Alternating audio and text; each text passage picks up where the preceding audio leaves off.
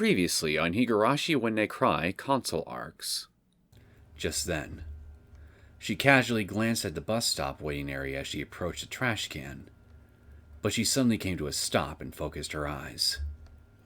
There were about 3 people under the awning waiting for the bus to arrive, and one among them was a familiar-looking girl.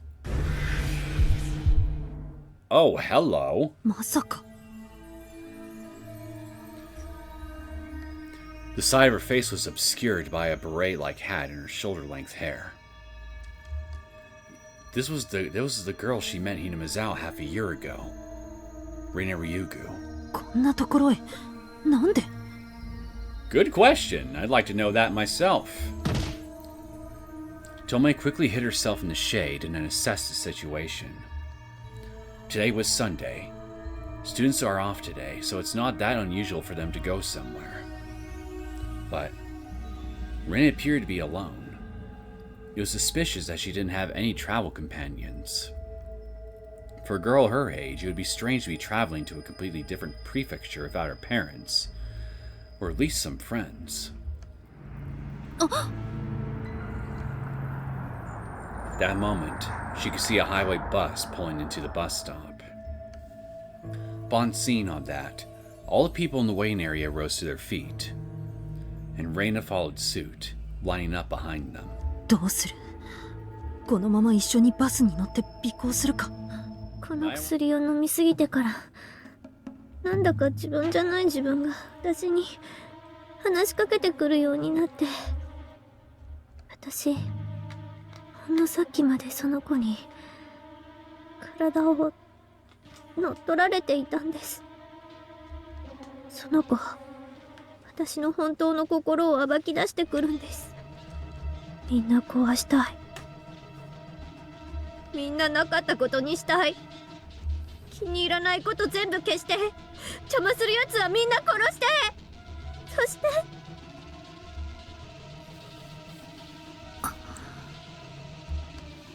Natsumi didn't seem like the sort of child to lie to evade blame. And even if it's only halfway true, there's no doubt the drug had an impact on her mental state. And just like Natsumi, Rena was from Hinamizawa. She even had medical exams at the Goguro University Hospital, so there's nothing mysterious about it. In which case, was there a chance she was prescribed the same medication as Natsumi? Then, what if Natsumi and Rena's anomalous behavior had the same root cause? 証拠はない。でも、確かめる価値はある。Eventually, the bus exited the highway and pulled onto the major city road as it entered Kakuji City. 久しぶりね。半年ぶりかしら。すみません。どなたですか？南井智恵です。覚えてない？すみません。The woman's eyes were open wide, and she looked a bit surprised. Based on that reaction, could I have just forgotten her?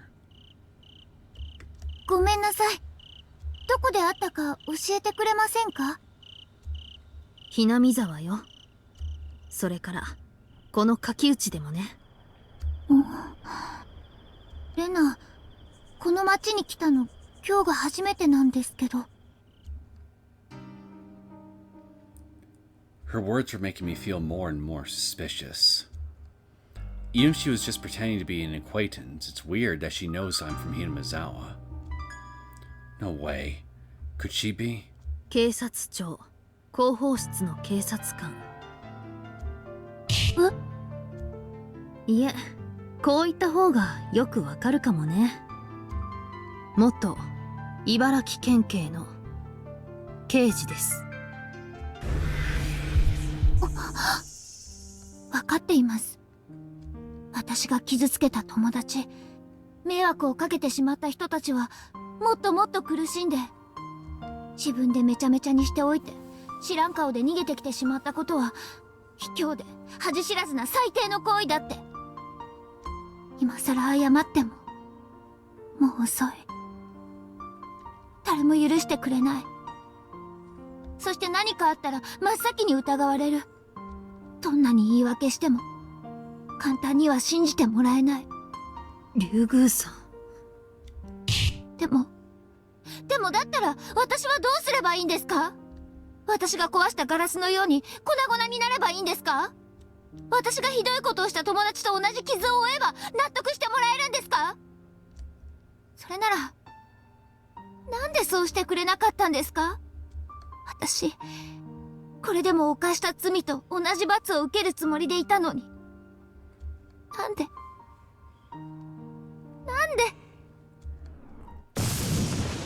嘘だ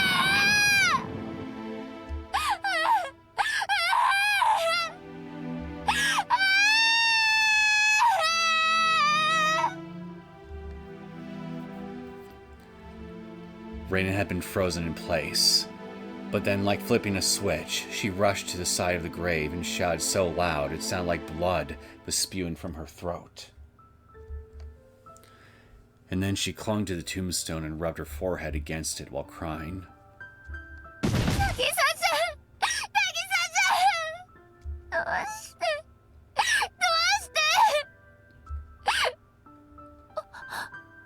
Rena raised her wet, crying face to once again look at the tablet, and was surprised when she suddenly saw the date. Nagisa Ozaki died October 14th, 1982. That day was the same day she promised to meet Nagisa. Finally realizing why she never came to Okinomiya, Rena clawed at her hair and wailed.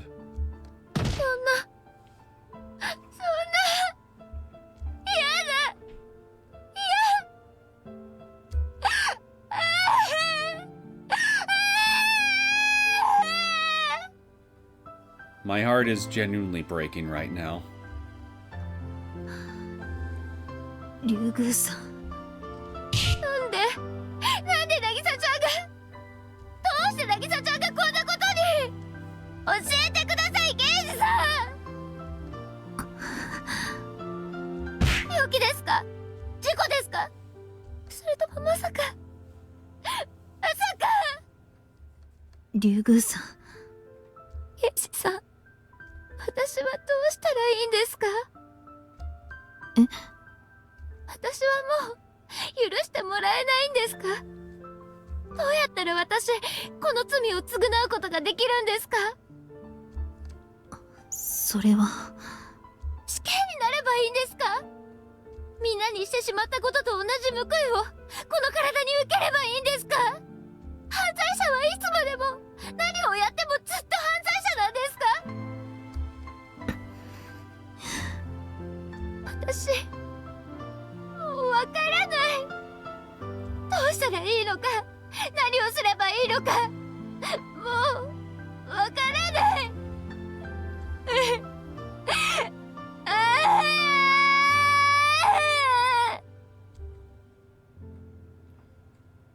In response to Rena's heartbroken question, Tomoe can only turn her head down and bite her lip. It's perfectly natural to punish people for their transgressions, but if there's nobody there to offer them forgiveness, the criminal will be forced to suffer the rest of their life with the weight of their sins on their conscience.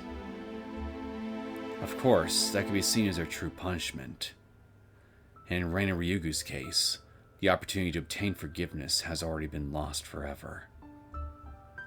There is no greater punishment. And if so, will she have to continue her entire life without ever being forgiven? そんなことはない。渚ちゃん。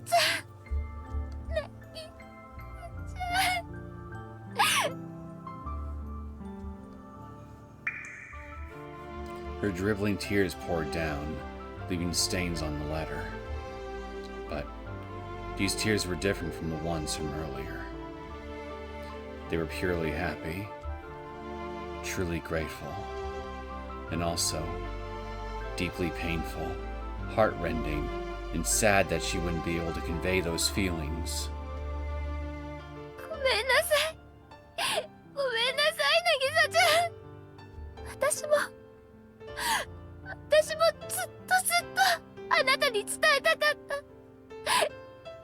たかったのに。きっと伝わっていたわよ。渚さんはあなたの大切な友達なんだから。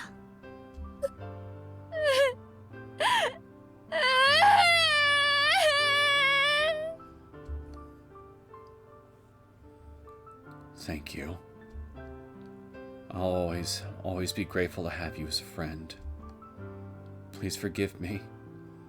And thank you so much, Nagisa-chan.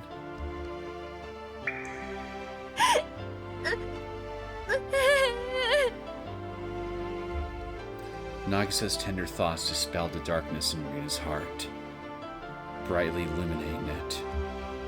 It didn't mean she was forgiven. That didn't mean her sin was gone. However, she found out that someone she loved cared just as deeply about her all this time. And that alone made her tremendously happy and grateful. Rena held the letter against her chest, feeling the warmth of the tears. やっぱりこれ PC。 どうして刑事さんがそれを。知ってるの？この薬のこと。この薬、私ちょっと前まで飲んでいました。それで。どうしたの？竜宮さん。これのせいで私、いつも急に自分が分からなくなって、あの時もこれを飲んで、それで。あの時。Those words made Tomoe suddenly catch her breath. まさかそれって茨城の傷害事件で。 Rena's face turned completely pale, and she nodded. When Tomoe heard that, it felt like the desperate puzzle pieces inside her head were finally snapping together. Natsumi Kimiyoshi's sudden transformation. Ren Ryugu's assault instinct in Ibaraki. Even though the incidents seemed completely unrelated aside from the fact that the two of them were from Hinamizawa, there was a solid verifiable connection between them. And the link binding them together was this medication that Rena just referred to as PC? 竜宮さん。はい。ちょっとこの後寄り道してもいいかしら。あなたの力が必要なの。お願い。ありがとうございます、刑事さん。それから。何？終わらせないでください。このまま他の誰かが私と同じ間違いを起こさないよう終わらせないでください。お願いします。ええ、約束する。誓うわ、レイナさん。いえ、レナさん。Rena referred to Rena using her common nickname Hinamizawa. When she heard that, she was stunned for a moment, staring back at her with eyes opened wide. She wanted to throw away all the icky things and be reborn as a new person. That was the strong wish behind that name. At first, it seemed like an aggressive way of running from her old self. But now, it seemed like it suited Rena best. 竜宮レナ。素敵な名前だと思うわ。これからは私もそう呼ばせてもらいたい。構わないかしら。はい。Rena, or rather Rena, nodded her head and gave a bright smile. 来てよかった。It came with a lot of sad thoughts, but this would be this would give her the courage to take the next step. Rena graved those thoughts into her heart as she wiped the tears from her eyes. And so it continues. Greetings, my name's Neosekken, and welcome back to my Let's Play of the Higurashi When They Cry console arcs. So, Hanada, my buddy, my friend, my chum, you and I need to have a very, very long chat. Because you see, it would appear that you have been lying to me. And you've been doing some very, very suspicious things behind my back. Without consulting me. Without telling me a thing. You're making me think that you might be a mole. A hairy, hairy little mole. Working for the bad guys. I want to hear what you have to say in your defense. After leaving Rena in the conference room by the lab, Tomoe headed to the medical exam room where Suma was waiting.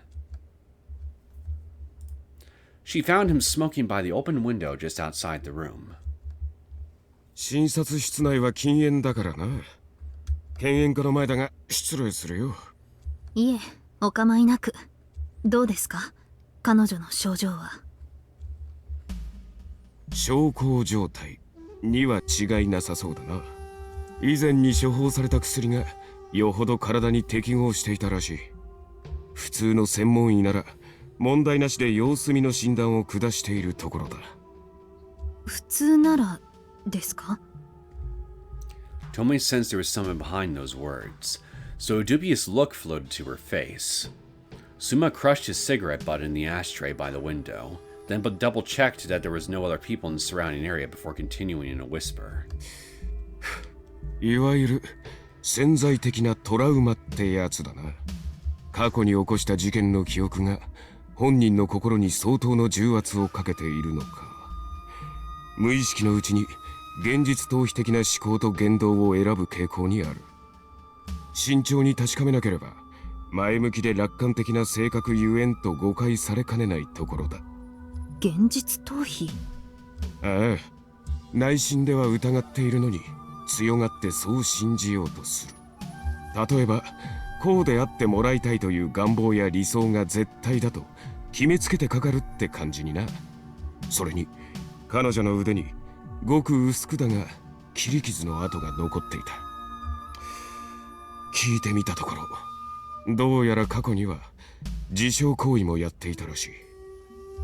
自傷行為ですか？自分の血管の中に白い虫のようなものがたくさん這いずり回っていて、皮膚の内側から食い破らんばかりに暴れ回っている。Inamizawa syndrome acting up?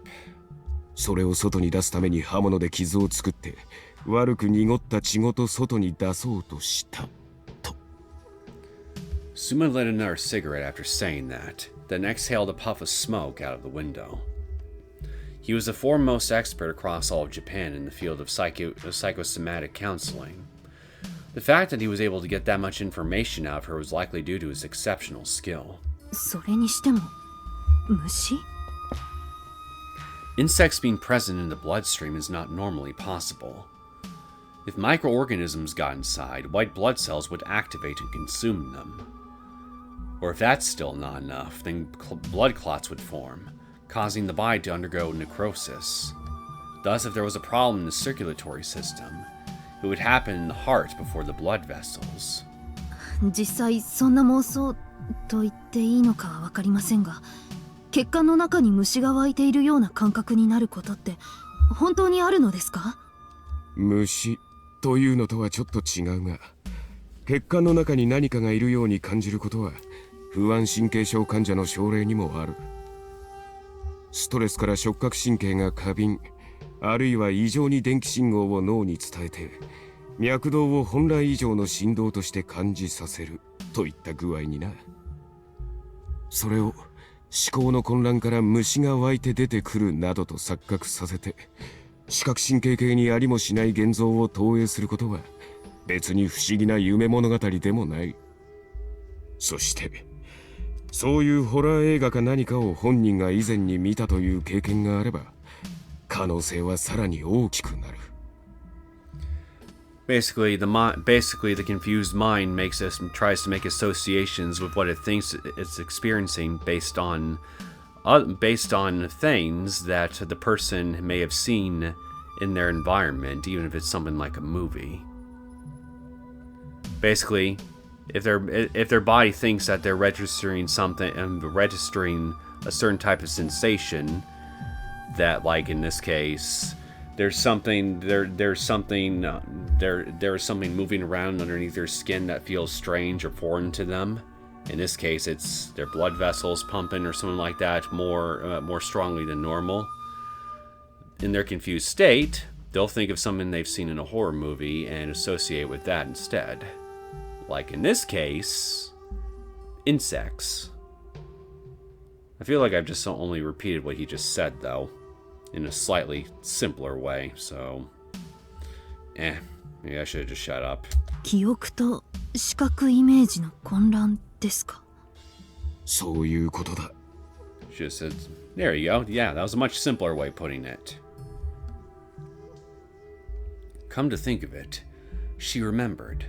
When Natsumi was hospitalized after fainting in the park, she mentioned she was scratching at her throat because it was tingling like insects were inside.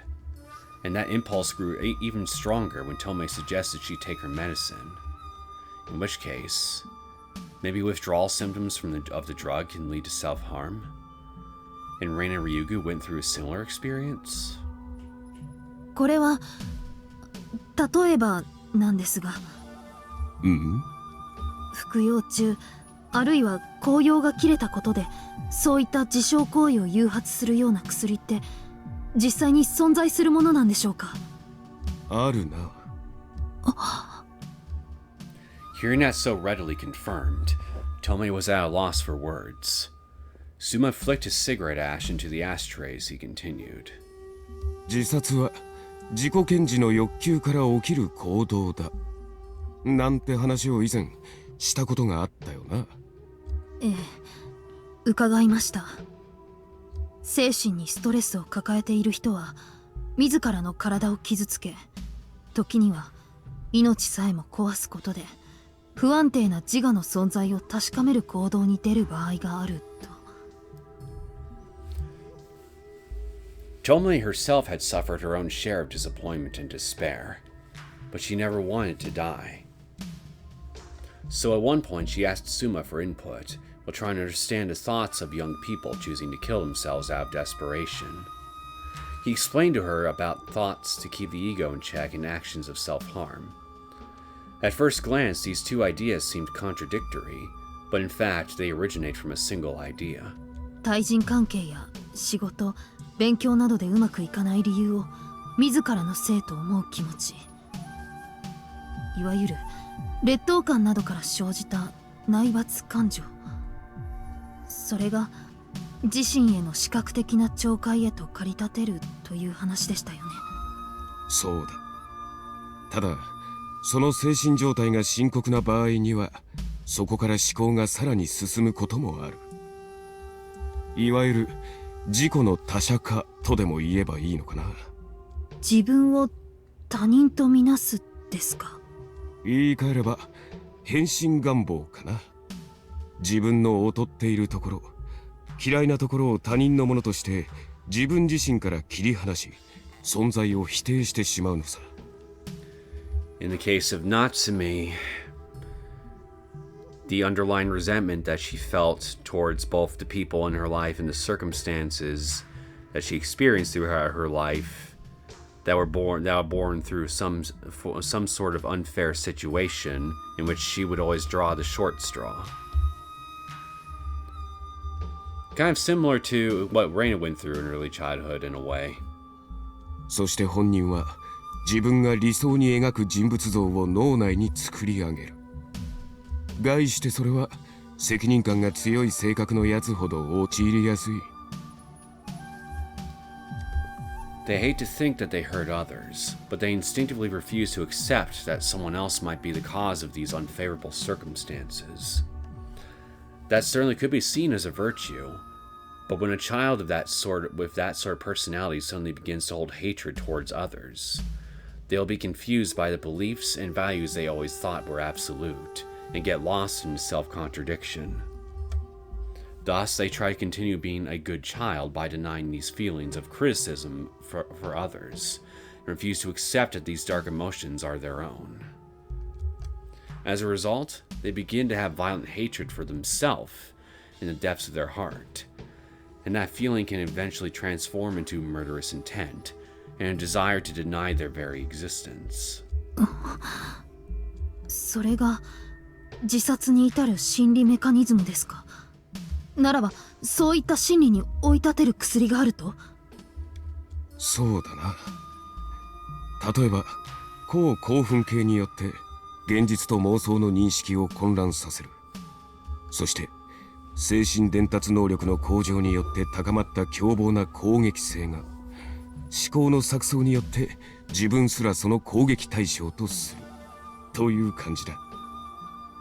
だから一見理解不能とも思える異常行動は実は新たに生まれた価値観を持った人格が自我を確立するための本能的な行動ということになるな。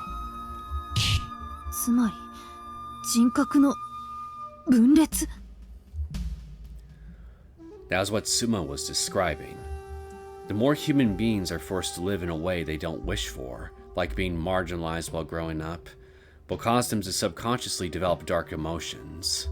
Hatred, hostility, resentment, and more, often accompanied by a desire for destruction. This is normally kept in check by the reasoning and emotions of their original personality, so they wouldn't act on those impulses without a strong trigger. But what if that balance was disrupted by medication they were taking? どちらかといえば空想の類だがね。例えば黒い感情によって生まれた別の思考は本来その人物の持つそれとは違うもう一つの人格を作り出す。そして生まれた人格は自分を今の状況にした対象すべてに攻撃的感情を持つようになり、さらにはその存在を否定し続けた本来の人格に対しても強い憎しみを持ち始める。その結果が錯乱した強行。最後は自殺だ。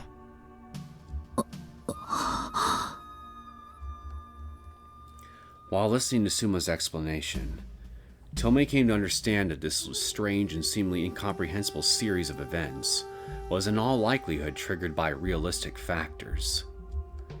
The Orishira-sama that Rena spoke of, and Natsumi was secretly afraid of, didn't exist.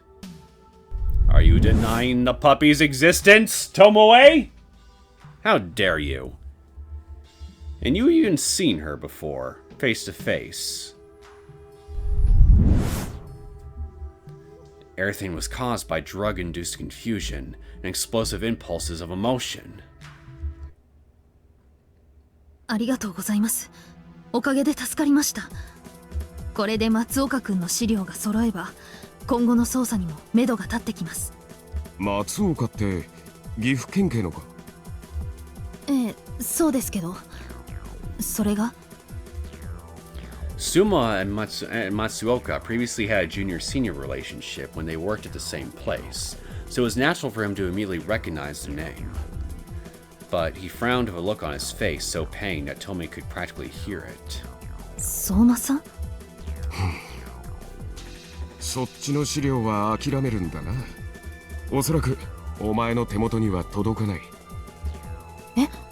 さっき岐阜県警から俺のところに抗議の電話があってな。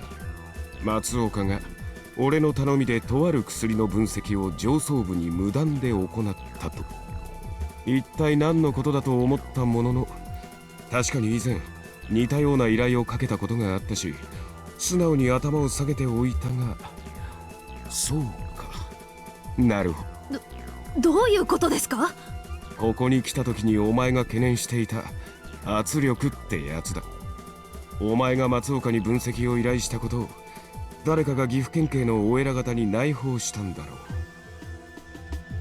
バカな、そんな人私には。 No. There's definitely a person who knows about both the existence of this drug and the fact that she asked Matsuoka to analyze it. She did her best to keep the secret watertight, but there was still a hole in an unexpected place. でもどうして松岡君は相馬さんのお名前を？私が依頼したのに。決まってるだろ。依頼主の名を正直に話してみろ。どうなる？ It's Hanada, isn't it? Indeed, it wasn't hard to imagine. It was completely obvious. The Gifu and Aichi prefectural police departments had always had an antagonistic rivalry, so they never gotten along. In particular, the higher-ups at Usawa Station saw her as an enemy, and Deputy Chief Hada also had unfavorable views of her. Given those circumstances, what would happen if they found out Tomoe had sent a request without following formal procedures? There was no need to even think about it. Oh. So, Matsuoka made a quick decision to prevent Tomoe from being persecuted. Tomoe slammed her fist down in the palm of her hand in bitter regret.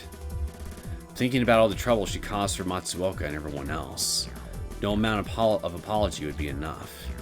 松岡君には申し訳ないことをしてしまいました。それに相馬さん、あなたにもご迷惑を。本気でそう思うなら真相を暴いてみせろ。見ない警部。それ以外にお前にできることがあるか。Tomoe caught her breath when she saw the strong gaze in Suma's eyes. His expression was silently rebuking her, telling her not to bother apologizing. いいか、見ない。俺たちは謝ればする。どんなにひどくてもせいぜい3ヶ月程度無駄遣いを控えればいいだけの話だ。だがお前は違う。お前には義務があるんだ。それ相馬さん、絶対正義ってのはこの世に存在しない。内部に深く入り込めば入り込むほど諸々のしがらみやら何やらで自分の信念なんて通したくても通しきれるもんじゃなくなる。でもな、たとえ一つでもどんなに小さくても俺たちは確かに悪と戦って正義を貫いている。そんな実感をな。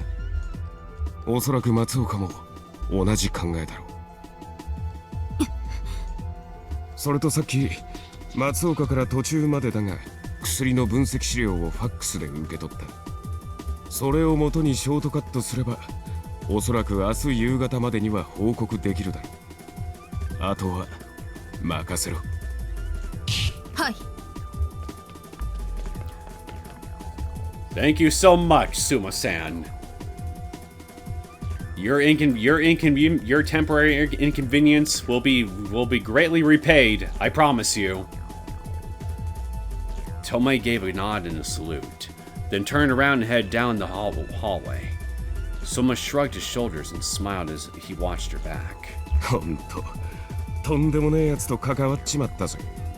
こっちが振り回すつもりだったのに、逆にその上をやってくるとはな。Guess tonight's gonna be an all-nighter. Suma muttered that to himself as he returned to the lab. He wasn't feeling tired at all, though. In fact, he felt a clear sense of fulfillment for the first time in a long time.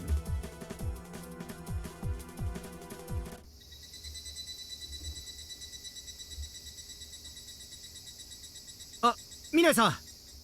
Hello, Fujita. ここにいましたか。Ah, breath. Fujita burst into the 1st Investigation Division's office, and didn't bother with a greeting as he rushed toward Tomoe, who was sitting in her old seat as assistant director. A day had passed since Tomoe had returned Reina Ryugu to Hinamizawa. On that day, Fujita had returned home after a long overdue absence. But when Tomoe contacted him and informed him that Suma had sent over drug analysis results, he quickly came back to Kakuchi Station. 明日でもいいって言ったのに、また奥さんに恨まれるな。This is for great justice. I'm sure the missus will understand.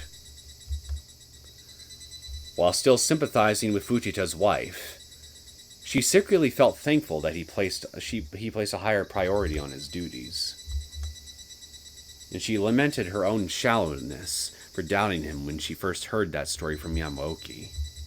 それで鑑定結果はどうだったんです？これよ、読んでみて。As Tomoe said that, she handed him a bundle of copy documents that were sent over via fax. Since Fujita had no background in pharmacy, He was skimming it with a look on his face like all the technical terms were going over his head. But terms in there like unauthorized and grade AA hazard were enough to make him raise his head, looking astonished. ちょっと待ってください。そんな薬を医療機関が取り扱っていたんですか？臨床試験の一環だそうだけど、夏美さんの話を聞く限り患者の同意は得ていないわね。私も最初見た時は正直目を疑ったわ。The analysis results of the drug Natsumi was taking were beyond Tomoe's expectations. Suma stated that it had clear benefits for treating mental illness, but the main issues were the two items Fujita focused on. It was unlicensed and a grade AA hazard. The latter in particular makes it subject to narcotics control laws, which are even more strict than pharmaceutical affair laws. Violators will almost certainly be charged and sentenced to up to 10 years in prison. Even medical personnel need to go through rigorous examination and procedures to obtain the necessary license to handle it, so it's not something a general hospital has the authority to prescribe to normal patients. それにしても、この薬がそこまで危険と判断されるのはどういった要素を含んでいるからなんですか？危険な成分が含まれていることはわかるんですが。脳や神経系には情報伝達を司るシナプス細胞ってのがあるんだけど、その能力を向上させる効果を持った成分があの薬にあったそうなの。それによって一時的に思考の情報処理速度が上がり、服用した人物の精神状態を整理させることができる。早い話が、この薬を飲むと誰でも即席の聖人君子になれるってことよ。Sage mode. Activate. Most causes of human stress occur when emotional thoughts can't be processed properly. For example, when there are setbacks, discord, or conflicts of other people. Naturally, people will begin to feel confusion and regret when forced to accept the unintended consequences of their actions. And when they're forced to sort out and deal with those negative emotions, they begin to feel lost and in pain. That's stress. That stress is usually relieved when a solution is found and eventually disappears. For example, by diverting your attention towards some other activity like exercise or watching TV, or by organizing your thoughts through conversations with your family, friends, or lovers, where you look back on your troubles. Aside from that, worries can be settled as time moves on, when you forcibly process diluted information left in memory and reflect on it in hindsight. In doing so, most worries can be eliminated before they get any worse. だけど At times, people can end up developing negative thoughts and emotions as a result of their accumulating emotional stress and find themselves unable to see a way out.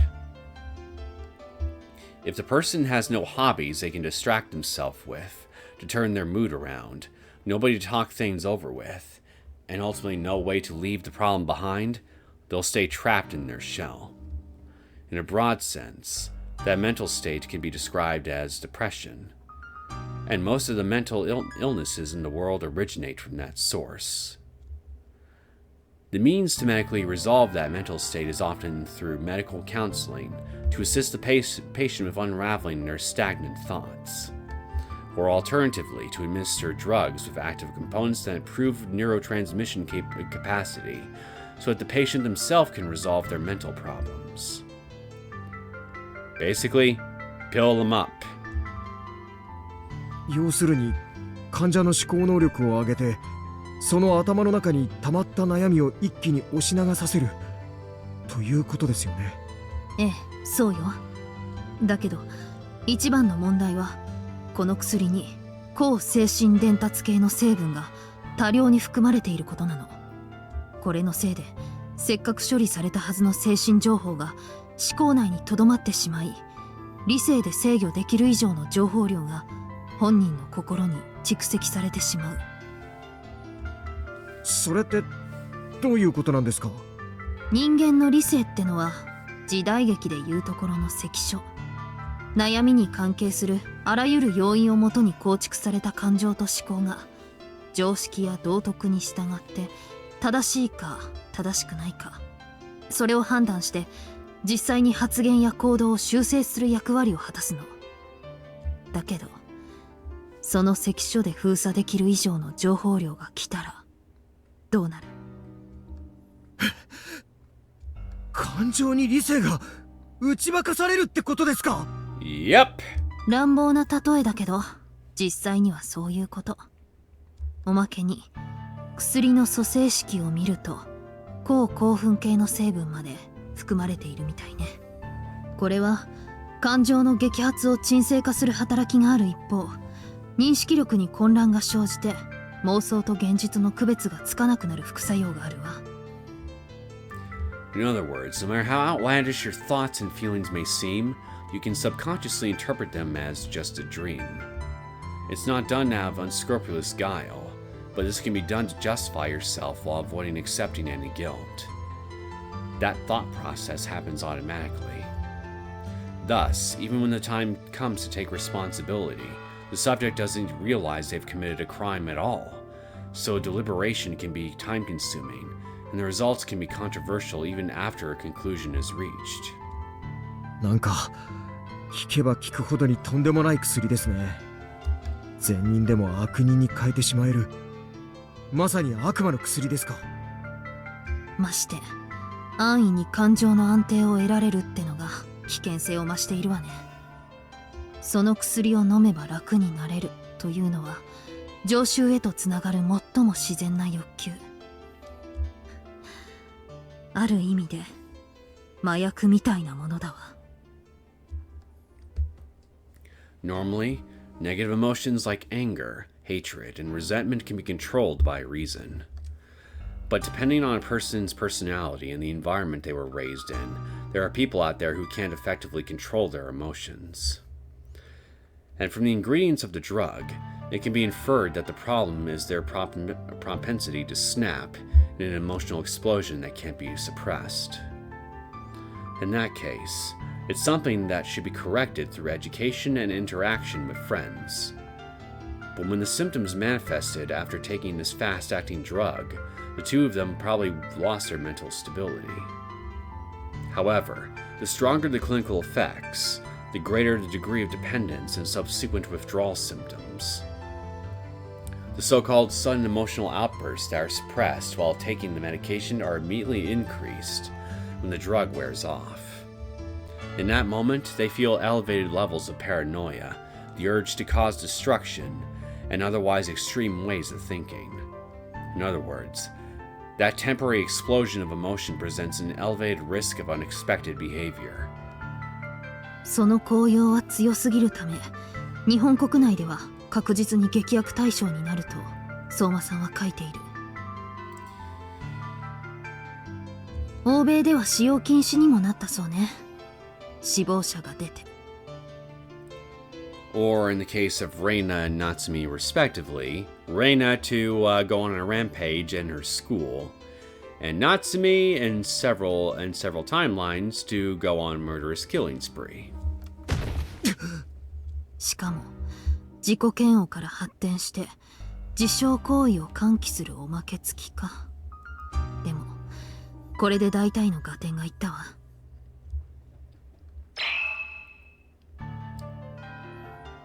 Tomoe recalled the scene immediately before she was attacked by Natsumi in the park, when she stared at her with cruel eyes and scratched at her throat. Tomoe quivered just remembering it. If she hadn't realized what was happening there and left Natsumi alone, she probably wouldn't have survived. And she commended her own intuition for noticing that she was scratching her throat even from that distance. そうだ。ひょっとしてあれも。Tomoe suddenly thought of something. It was about the deceased nurse Yuko Hiranuma, who was suspected of killing Nikuhei Saramura. In that incident, Hiranuma seemed to commit suicide in resignation while surrounded by Honjo and our detectives from Ibaraki Prefectural Police. But what if that was a similar case of self-harm? And what if someone deliberately gave her this drug beforehand? Yeah, we saw that we did indeed see that happen. 自殺でも開始でもない。殺人だ。The evidence of that was the drug-like component found in her stomach. They suggested it may have been sleeping pills or motion sickness medication, but she didn't understand the details of the analysis. But what if someone had administered this drug to the nurse and intentionally caused her to go out of control? The probabilities seemed high. She'd have to review the cause of death and autopsy charts again. But if that's the case, then who did it? And what on earth for? どうしますミナイさん。え？決まってるじゃないですか。ローエル社ですよ。Wow, you're on top of things today, Fujita. この報告書には、この成分配置はローエル社が以前に商標登録したプラシルに酷似していると書いてあります。ならば、そこに強制捜査をかければ、あるいはそれはダメ。行くにはまだ準備不足よ。Tomoe immediately shot down Fujita's proposal. That was the first thing that came to mind for her too. But as long as the drug isn't licensed in Japan, Lowell Inc. could simply deny that it was brought into the country, and it would end at that. それに、ゴグラの大学病院に強制捜査をかけるには、裁判所と同時に厚生省の許可も必要となる。その際に、今回の薬の情報が伝われば、麻薬取締官事務所、マトリが黙っていないわよ。下手をすれば、こっちの捜査活動に何かと横やりを入れてくるかもしれない。マトリと警察の仲の悪さは昔から有名だものね。だったらなおさら。大事なのはこの薬が危険なことじゃない。この危険を一体誰がどうやって持ち込んだかなのよ。ローウェル社か、あるいはその関連企業が国内への持ち込みに関わっていたという有力な証拠がね。以前のローウェル事件のこと、あなたも少しは知っているでしょ。Fujita didn't know it as well as Tomoe, but he was familiar with the case. At the time, they learned that human experiments were being conducted, but in the end, the higher-ups in the company couldn't be arrested. Then, it would be necessary to determine who inherited Lowell Inc., or its know-how, and find out how they may be connected to this hospital. じゃあ、一体どうすれば？とにかく、この薬を持ち込んだ黒幕がいるはずよ。それを探し出すのが先。そのための参考人を、今捜査本部が全力を挙げて洗っているところよ。どうしたの藤田君。まだ俺はそのことを信じられないんですが。Fujita let out a despondent cry and bit his lip. The material witness Tomoe referred to was the detective from Kakuchi Station who had recently gone missing, Shiro Hanada. Oh, he's gone missing, has he? Well, I imagine that he's trying that. I imagine that they don't want their mole to end up getting arrested and interrogated. So they probably removed him from the field, so to speak. So we can't exactly interrogate him. In fact, he was at a loss for words when Tomoe told him that his direct superior Yamamura and even Yamaoki had lost all contact with him. Fujita even shouted on the spot in agitation, "You bastard! I'll kill you!" He was so scared that Tomoe had a hard time calming him down. でも、もう間違いがない。She found out about it when she contacted Kakuchi Station after finishing up Rena and Ryugu's counseling at NRIPS. That was when Tomoe first learned the police car she was riding exploded at the Kakuchi service area.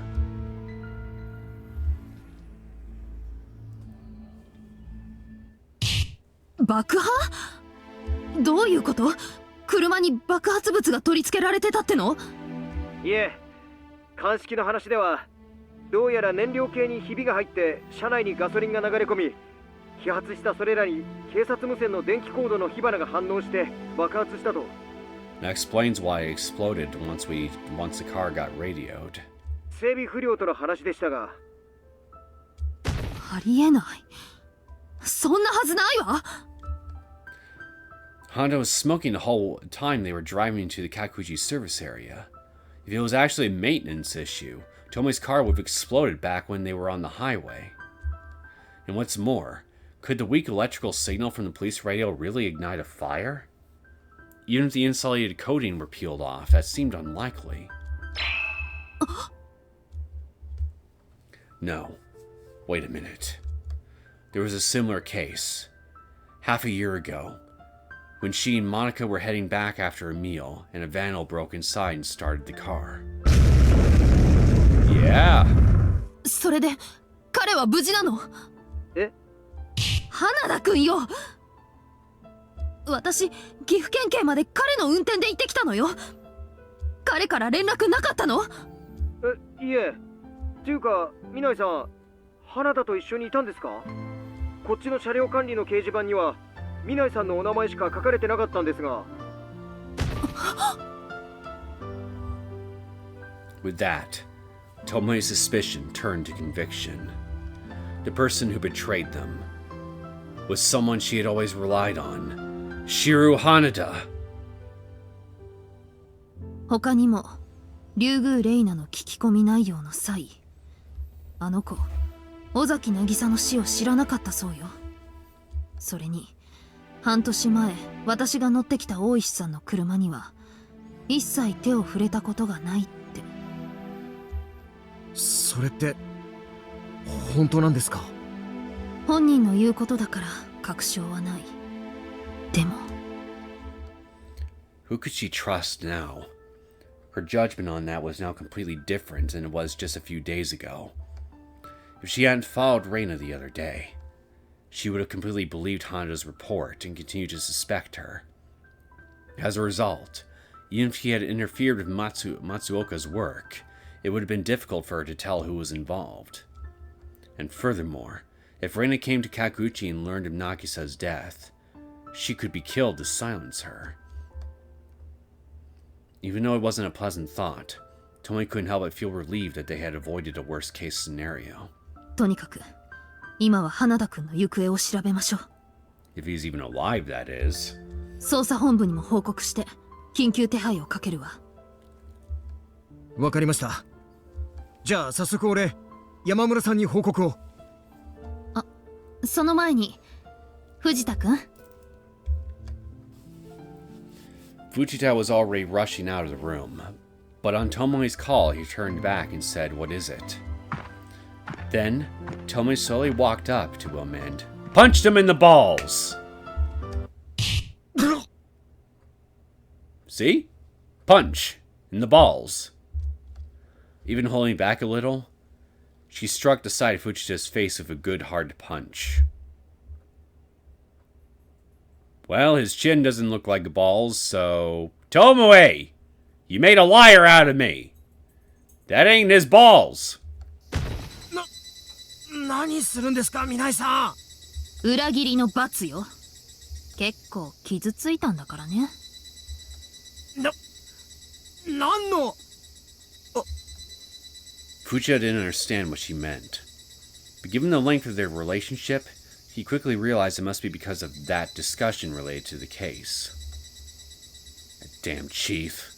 Even though Fujita told him to keep it secret from Minai-san. それは... Yeah, I admit, I don't like traitors in general. And you betrayed me, just like Hanada did.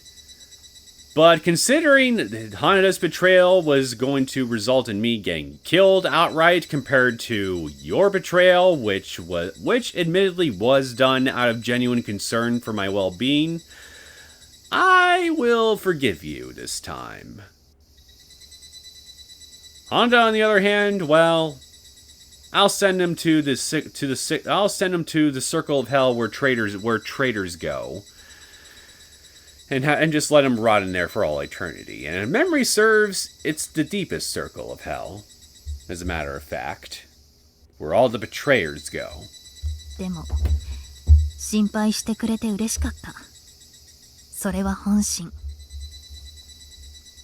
だけどここまで来て誰かにお任せって性に合わないの。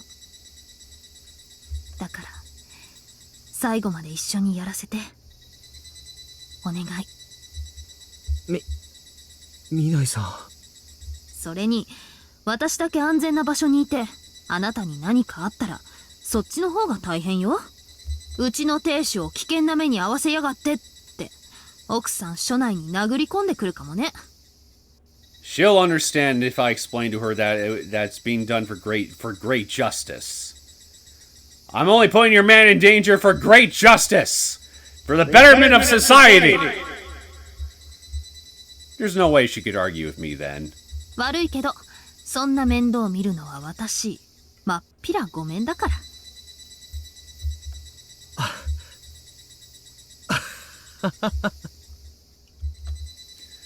Fujita was once again impressed. And Yamaoki threatened him, if you don't speak honestly, I'll tell your wife, got it? Even though he gave in to the threat, it certainly was something he was concerned about himself. So it actually felt refreshing to receive a blow from Tomoe. とりあえず、あとちょっと。よろしく頼むわね、藤田くん。はい。 In any case, there was only 1 month left. And they'd spend that time pursuing this man. No matter what. I'm coming for you, Hanada! Fujita formed a slightly proud salute as he made that decision deep in his heart. I hear crickets. Time for a drink. 姫さん、本当にやっちまったな。やってくれましたね。正直、あそこまでとは思いませんでしたよ。So, Mr. Flaky, Mino, my man, how you doing? A man in a suit breathed a sigh of admiration, almost astonishment, as he poured some beer into Mino's nearly empty glass. It poured out a little faster than expected, so the table got splashed with the overflowing white bubbles. But Mino didn't seem to mind as he drank it all at once. さすが未来さんの娘ってのはもう死後だな。むしろ今後は未来巴の父も刑事だったってな言い方になるんだろう。未来2世ではなく初代未来。父親は元祖未来というところですか。It was just a swap of the father-daughter order. But the man facing Mino completely understood what he was getting at and shrugged it off with a laugh. The upper ranks of the police department viewed her as a sort of hereditary princess, but clearly that was a flagrant mistake. It might be a better example of a pupil surpassing her teacher. 大したもんだ、本当に。They'd say that unexpected things often happen, but who could expect it to go this far? Honestly, a case where NRIPS and Prefectural HQ worked together despite their cultural differences was a great honor. 警察に限らず官公庁ってのは前例主義だからな。一度こういうことがあったとなれば、今後同様のケースを発足させるのが楽になる。そうしてプロファイリング捜査の手法を現場へ浸透させていく前線基地を築くのが本来の目的だったんだが。お姫さん、前線基地どころかそこから城内に攻め込んでしまいましたな。敵さんはよっぽど慌てているようですね。先日もあの子を警察車両ごと爆死させようとしたくらいですし。半年前の爆破事件は脅しみたいなもんだが、今回は相当マジだったな。The bombing incident last year involving Tomoe and Monica certainly was a disastrous accident that could have caused serious injury. But the forensics team concluded that the smell of gasoline and the obvious handiwork would have made the situation clear to an attentive person like Tomoe. 吹っ飛ばされた車上荒らしはお気の毒ですが、それに気づかずエンジンをかける方が不用心ですね。むしろ仕掛けた本人が一番肝を冷やしたんじゃないですか。脅しのはずなのに巻き添えになってはしないかと。そうかもな。ただ数日前のあれは聞く限りヤバかった。C4、プラスチック爆弾が警察無線の電源機に巧妙に仕掛けられてて、それに燃料タンクが誘爆する仕組みだ。無事に怪我もなく回避できたのは運としか言いようがない。She'd get in the car and noticed her companion wasn't there. And knowing Tomoe, she'd undoubtedly use the radio to report into Kakuchi's station while waiting for him. Parking right in front of the gas station was a cunning choice. Even if she noticed the smell, she'd think it was normal given the location. だとしたら、敵にとっては結構痛い話ですね。I bet they're crying themselves to sleep every night over this right now. 今頃足跡を消すために躍起になってるんじゃありませんか。その前に抑えるさ。で、秋山、公安はどこまで掴んでいたんだ？ The man called Akiyama drank his beer, then gently turned his gaze out the window to check on his subordinates guarding the surrounding area. Even among his longest-trained subordinates, these were among his most trustworthy, and moreover, they were cleverly disguised so nobody would recognize them as policemen. Additionally, the two of them were in a private room located farther away than any other, and Akiyama himself checked for the presence of listening devices and confirmed it was clean before entering the room. As a public security officer, he was especially cautious. And as a former member of public security, Mino completely understood the need for those precautions. まず報告の前に、前野さん、アルファベットプロジェクトってご存知ですか？アルファベットプロジェクト？なんだ、それは？略称 AP。アトミック、バイオロジカル、ケミカルの頭文字を取った ABC でそう呼んでいるんです。次世代兵器研究会と言った方がいいでしょうかね。ああ、それなら聞いたことがある。あの小泉のジジイが各所に手を回して脅した末に金をむしり取って立ち上げた時代遅れの研究会だろう。Mino looked exasperated as he muttered to himself, that jackass. Mino was in the forefront as a public security investigator when the Lowell incident came to light. For that reason, just speaking the name brought him anger and hatred. 俺はな、今でもローウェル事件にはあのジジイが絡んでたと信じてる。戦後数十年の短期間で財閥並みの資産を築くなんて汚い真似をしてこなきゃ不可能だ。それに奴はもともと軍医だ。データの流出とヤバい実験に関与してたって言われても俺は全然驚かないさ。全くです。それでも結局検察庁の特捜部も追い切れませんでしたね。死ぬ前に死守報奨まで下された時には何の悪い冗談だと公安一同抗議を叩きつけたくなりましたよ。ああいう輩は絶対ろくな死に方はしない。させてたまるかって思ってたのに、この前見事に天寿を全うか。神も仏もありゃしねえ。お気持ちよくわかります。That wasn't lip service. Akiyama was speaking sincerely while pouring out another glass of beer. The Lowell incident was one of the most shameful cases during Mino's tenure at public security. Not only did they fail to solve the case, but a senior detective who was like a brother to him was murdered during the course of the investigation, and they never managed to catch the culprit. And what's more, the fixer directly dealing with the Mastermind managed to evade arrest and passed away as a hypocrite. It was humiliating as a police officer, and a painful blow to the pride of someone as career-oriented as Mino. Akiyama understood that because he had been in the same position. No matter how many incidents you get involved in, the wounds of failure never completely heal. That dutiful sense of purpose was his reason to exist. まあそれはいいとして AP なんて要は戦争特需の旨味を忘れられない連中がもっともらしく国防だ国益だとか言って新兵器の研究ごっこをやってるやつだろう。核なんて論外、生化学も国際条約の関係上開発なんて不可能。本気でやってるのかすら怪しいもんだ。で、それがそこで小泉のじいさまが生前肝入りになって後押ししていた研究がひなみ沢症候群ってやつでしてね。その研究機関を関村地に作って莫大な額の出資を行っていたそうです。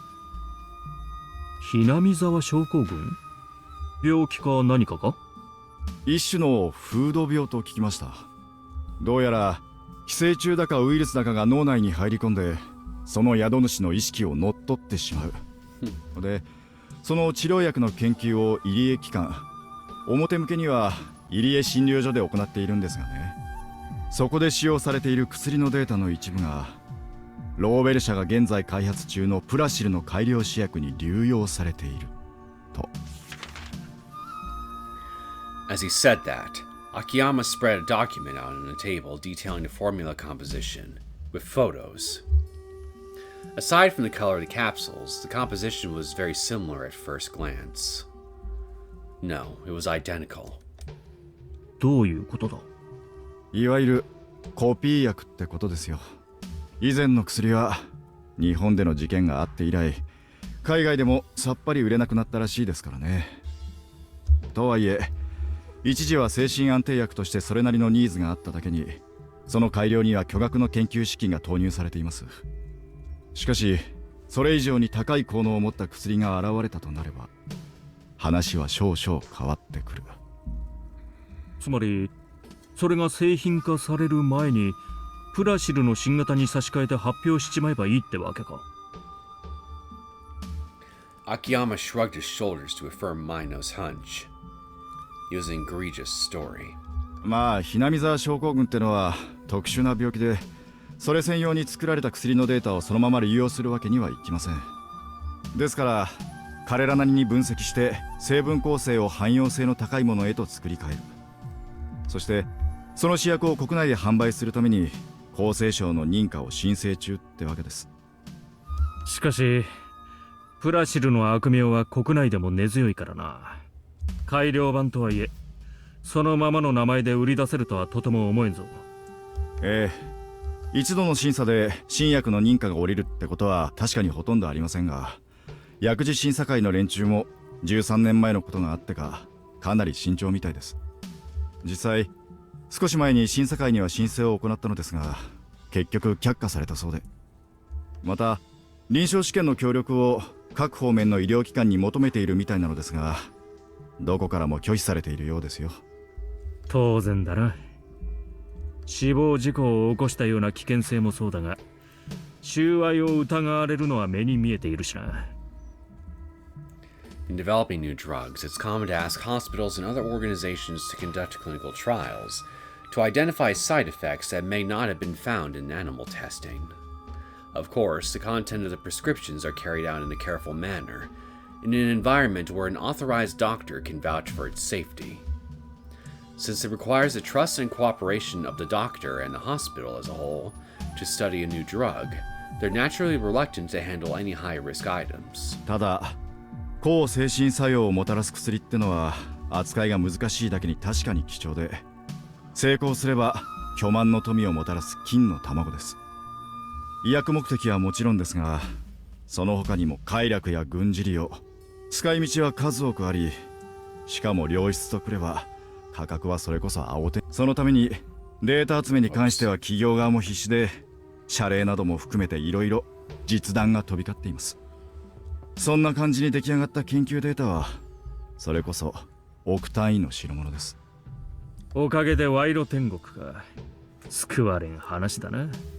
だったらそんなデータは製薬企業にとってはそれこそ垂涎物か。で、その審査を通すためにまた賄賂をばらまいているのか？ Yep. いえ、逆です。 Never mind. 全く運動していないんです。はあ？ Ordinarily, survey data from authoritative doctors is mandatory for approval. But doctors with fame and renowned ability are always in high demand from pharmaceutical companies. Thus, in order to obtain their cooperation, it's necessary to pay them a suitable reward and cover the research fees. And unaccounted for funds may be included as well. For that reason, it's nearly impossible to pass the approval process without lobbying the doctors involved. なるほど。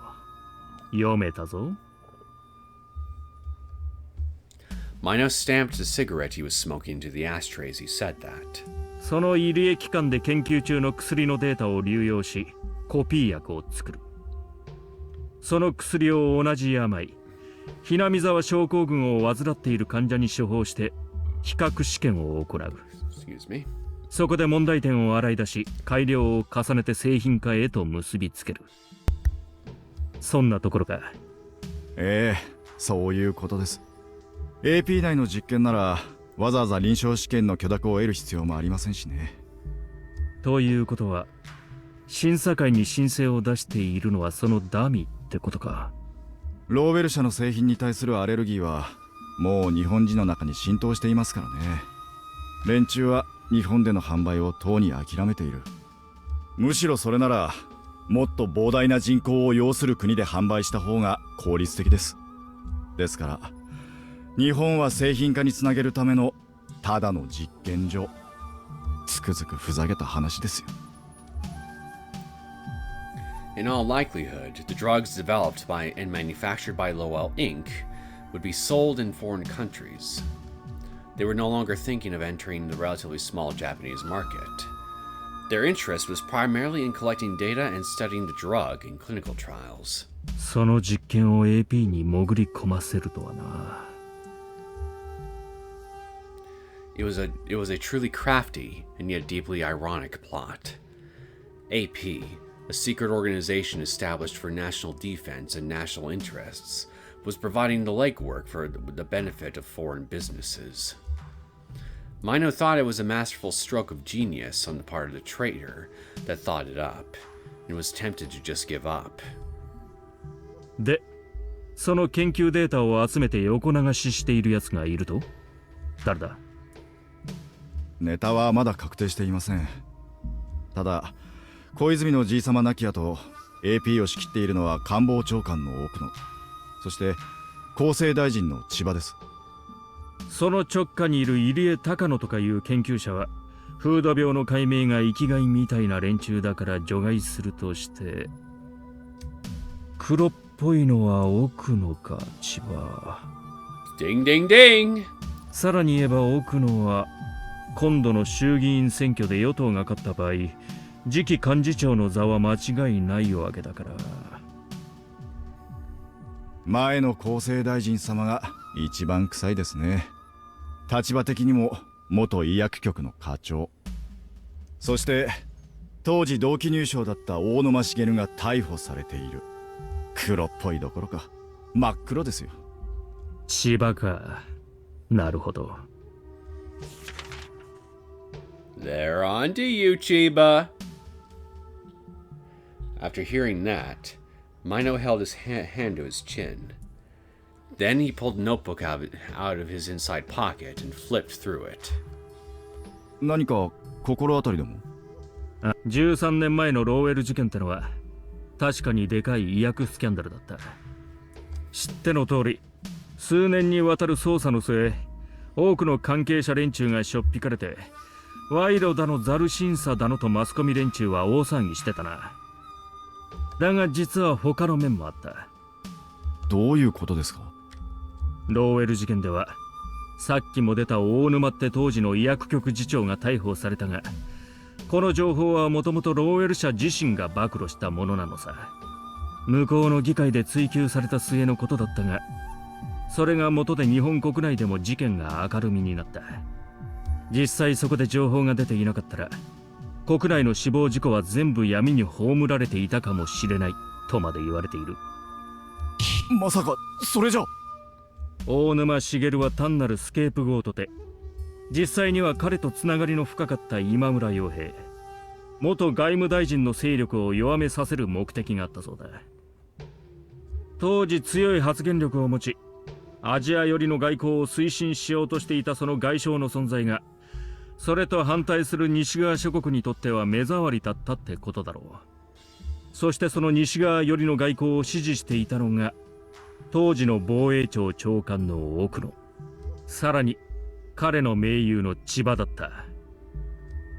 In other words, the true objective of the Lowell incident was not to condemn the distributors of dangerous drugs, but to change the course of Japanese politics.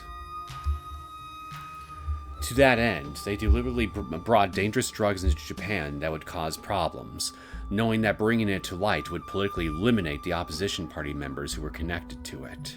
そこまでやるのか。外交とはそこまで。As expected, Akiyama was completely shocked when he heard the horrifying truth. Compared to modern politicians who look the other way against minor corruption when it benefits them, this was on a completely different level. だったら、なぜ千葉がそのルートの掘り起こしを、自分の競争相手を葬った陰謀をどうして再び行おうとしているんですか。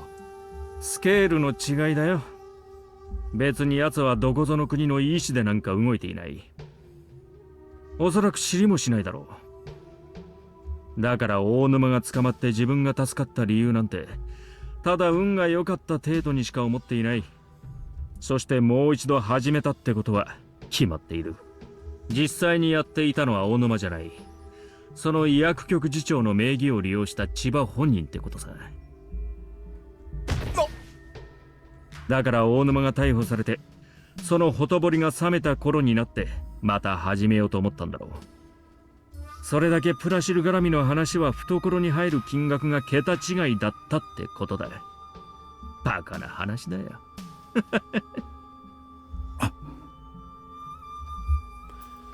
Akiyama poured out another lukewarm beer, seeking to moisten his dried throat. When it comes to matters public security is involved in, this level of international conspiracy isn't all that uncommon. Nevertheless, he was deeply shocked and felt ashamed of himself for his inexperienced response. さすが警察庁の影の情報部と言われるだけある。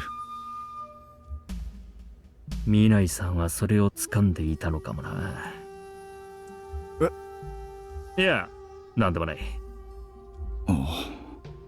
で、このことはお姫さんには？荒川を使う。ただ千葉のことはまだだな。危険すぎる。ですね。This was Tomoe. If she knew the full story of what Lowell Inc. was up to this time, and that Chiba was the man lurking behind it, she wouldn't hesitate to arrest him. But when you're fighting against politicians, ordinary force simply won't cut it. In fact, getting caught up in something like that could even cost you your life. Just like her father. ひょっとしたら連中の方から接触があるかもしれん。奴ら姫さんの動きが目障りに思えて仕方がないだろうからな。おとりにしますか？バカ言うなよ。そんなことしてみろ。俺は南井さんにたたり殺されるっての。ですね。Akiyama smiled and laughed, then used his lyre to light the cigarette Mino held to his mouth. After a quick hand wave to show his gratitude, he exhaled a full puff of smoke out the window. 無茶するなよ、姫さん。ここまで来ると敵はなりふり構わなくなってくるぞ。Mino pictured Tomoe's face, with that strong, earnest conviction that was always in her eyes, and smiled to himself. Even without her father, she was a bright woman. If possible, he wanted her to live a long life, and move ahead in the world. He clung to those selfless thoughts,まあ、そんなわけだから、例の件はよろしく頼むぞ。上からのストップに逆らう真似までさせて申し訳ない限りだがな。何を今更ですよ。前野さんの秘蔵っ子なら私にとってはいや妹弟子みたいなものです。部長にもうまくねじ込んでみせますのでお気になさらず。そうか。恩に切る。使わずに済めば万々歳だが、この分だとそうも言ってられんからな。Well, if nailing something into the director's head doesn't work, you can always use a long-distance hole puncher. 確かに。それとなんだ。あとですね、この千葉の第二秘書が塚田って言うんですが、なかなか面白いことが分かりましたよ。Oh? ほう。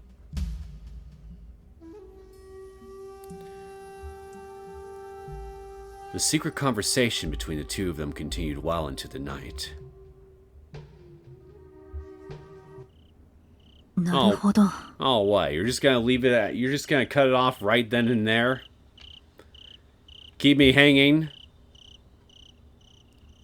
Well, fuck you too, I guess.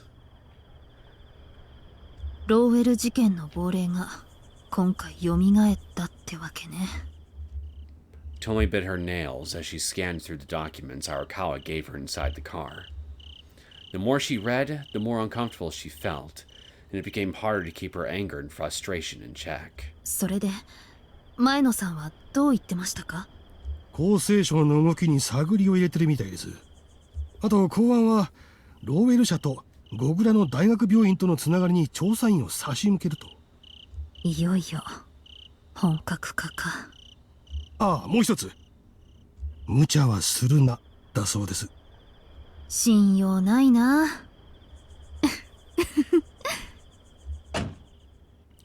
After that, Tomoe opened the passenger side door and said, "See you," as she stepped out. Instead of a proper goodbye, Arakawa lightly beeped the horn at her, and then pulled out of the parking space at Kakuchi Station. さてと。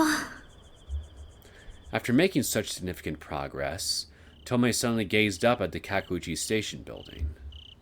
Since it was the dead of night, there were very few windows with the lights still on. But one of the few still lit up was the Joint Investigation Headquarters meeting room.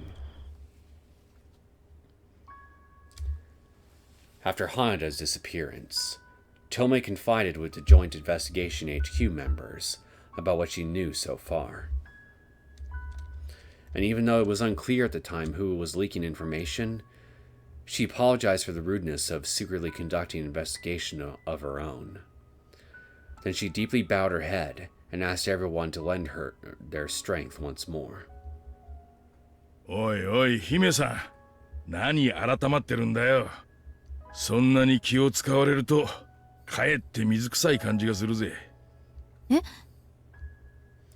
Surprisingly, though, Dojima, Yamamura, and the other investigators reacted by saying, "So what now?" Tomoe was expecting him to admonish her, and that she'd have to dodge questions. あんたが感じていた妙な引っかかりは俺たちにもあった。ただ、姫さんの言う通り、俺たちが全体で乗り出せば、おそらく裏切り者が誰かを突き止めるには無駄な時間がかかっただろう。もっとも、その裏切り者をあんた自身が気づかずに抱え込んじまってたってのが笑える話だけどな。面目ないです。いやいや、それだけ今回の山が一筋縄ではいかないって証拠さ。俺たちも今まで以上に腰据えていかないとやばいだろう。なあみんな。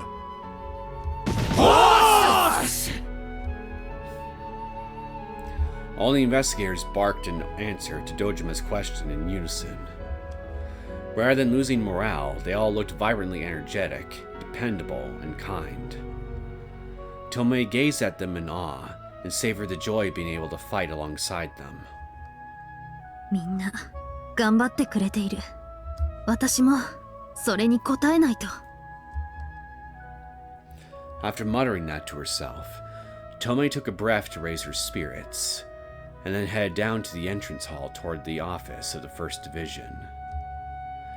Then she stopped at the break room along the way to buy a can of unsweetened coffee. But at that moment...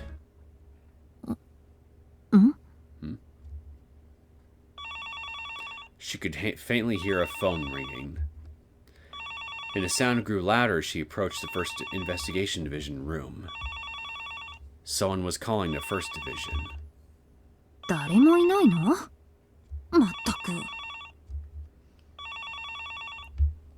Tomoe let out a sigh, then rushed to the nearby phone. She thought about just hanging up on them. But fortunately, the voice coming in through the receiver is one of the night shift operators.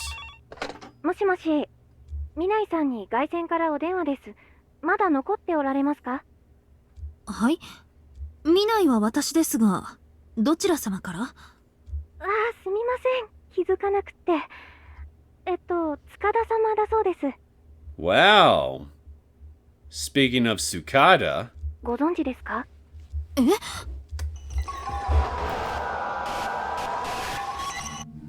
She lost her voice. Because there was only one person she knew with the last name Tsukada. But... おつなぎしますか？それとも... あ、いえ。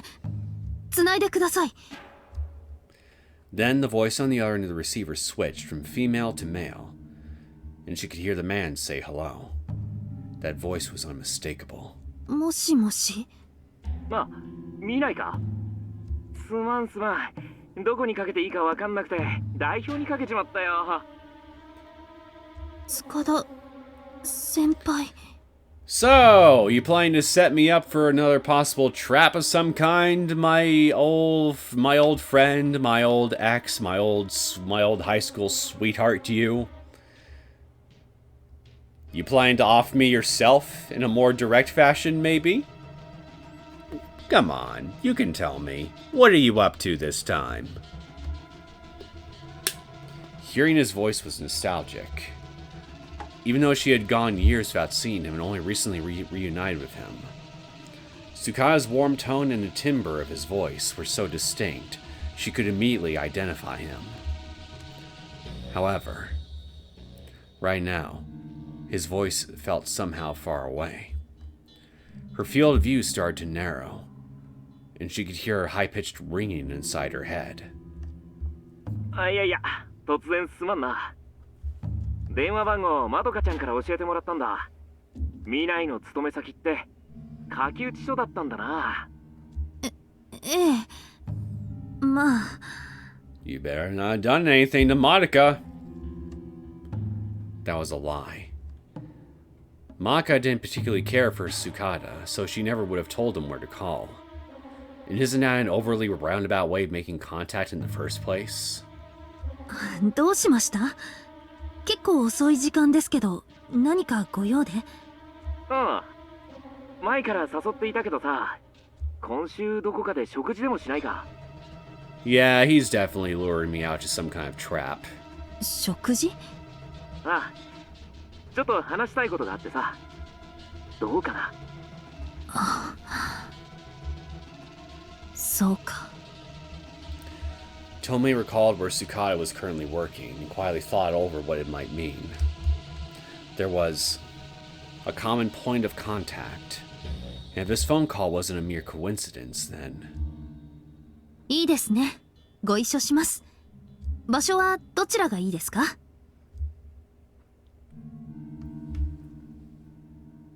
Now, Tomoe, what did Mino say about not doing crazy things? What you're about to do right now is the literal definition of crazy. And I know that you know it. しかし相変わらず見ないは食うな。女性誘っての食事代じゃないぞ。Fuck you. She's a one-woman army. She can eat for an entire army if she wants to.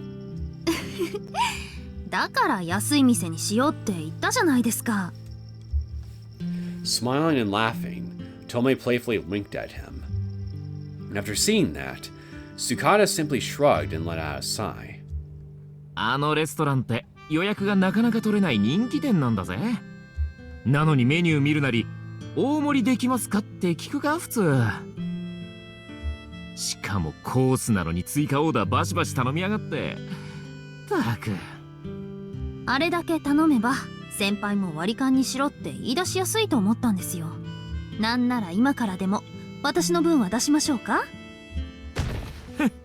バカ言え。誘っておいてそんな恥ずかしいこと絶対に言えるかっての。Tsukada crossed his arms as he said that and snorted while puffing out his chest. Then he suddenly remembered something and thought it was amusing, so he covered his mouth with his hand to hide his laughter. どうしました？いや、そういや部活帰りとか生徒会仕事が終わった後とかに未来にはよくこうやっておごらされたなってさ。もっとも当時はたこ焼き、イカ焼き、お好み焼き、焼きそば、粉物ばっかりだったけどな。あの当時は100円あれば結構お腹いっぱい食べられましたからね。今の学生の子たちはどちらかというとハンバーガーとかが主流みたいですよ。時代の流れだよな。24時間営業のコンビニで夜食を買うなんて当時じゃ考えられなかった。おかげでいろいろ苦労させられたぜ。ですね。Then she remembered. It was back in high school when they traveled to some far-off town for the inter-high athletic meet. Tomoe was feeling hungry in the middle of the night and snuck off to the dormitory kitchen to swipe some food, only to find Tsukada there for the exact same reason, munching on a cup of noodles. 結局ご飯もパンも全然なくて、がっかりして戻ろうとした私に先輩がそのラーメンをくれたんですよね。食べかけの。嫌な言い方するなよ。あれは俺が先生たちの監視網を突破して宿舎を抜け出した末に閉店した乾物屋に頭下げて手に入れた苦労の戦利品だったんだぞ。Ah, so you were a rule breaker and a troublemaker even back then, huh, Tsukada? Some things never change, except that you just simply got dirtier with your crimes. それを半分、いや、二口しか食ってないのにお前に譲ったんだ。土下座で感謝されても罰は当たらなかったと思うけどな。Still, could that have been considered an indirect kiss? Tomoe remembered how she realized that after eating it and suddenly started feeling heated. Now, on the way home from the tournament, the athletic advisor gave everyone ramen as a way of celebrating, but Tsukada came over to her and said, "You owe me," then robbed her of 3 servings. The other 3 track team members who saw that began spreading rumors that Mina and Tsukada are dating, which made things difficult for a while. 先輩のファンクラブには随分恨まれましたよ。何度否定しても全然信用してくれないんだもの。ちゃんと見ていればそうじゃないって分かっただろうにな。まあ俺はあんまり否定しなかったからな。え？始まりはなし崩しでもそういう関係になってもいいかなって思ってた。嫌いじゃなかったしさ、未来のこと。I bet you don't think she's a bad choice for being used as a key ingredient for a set of fireworks either. Huh, buddy?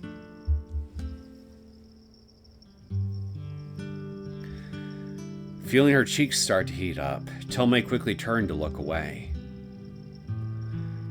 Tomoe, too, was half lying when she denied it at the time. She really was embarrassed and didn't fully understand Tsukada's feelings, so she only barely managed to mutter it out. もしもあの時 If Tsukada had confessed how he felt, or if she had a little more courage and a positive attitude, what would they be like now? Tomoe thought about it for a moment, but immediately chased the thought away. That was just the imagination of a dreaming girl. Nowadays, they had far less in common. Oh, you have no idea. But encountering her first love after such a long time did make her feel nostalgic for her time in school. With that in mind, Tomoe couldn't see it as anything more than a childish delusion. 昔はよくこうして一緒に帰りましたね。ああ、の割に何度デートに誘っても全然乗ってこねえんだもの。他に好きなやつでもいるのかって何度も疑ったぜ。あの時は部活に夢中でしたから。大会があるたびに自己ベスト更新するのが楽しくて、他に遊びたいと思ったことがなかったんですよ。That was also just an excuse. In reality, she wasn't sure how to act if she met Tsukada anywhere outside of usual club activities. She lacked the courage to step forward and change things. Even if the end result wasn't what she wanted, it wouldn't have been that big of a deal. But she was very timid at the time. Realizing how pathetic it sounded, Tomoe bitterly smiled to herself. でも、とにかくあの時の私は陸上を選んだ。それでいい。And because of those past experiences, she now understood the value of moving forward, so that she was better able to provide counseling for people like Natsumi. The only regret it would be sad, but reflecting on past failures can avoid problems in the present and build a solid foundation for your future. Maybe Tomoe was just taking a defiant attitude, but she wanted to believe that was the truth. それもそうか。あの頃の未来は走り高跳びに命を懸けていたからな。知ってたか？最後の大会の時は大学陸上部の監督が何人も見に来ていたんだぜ。それなら友達が後で教えてくれました。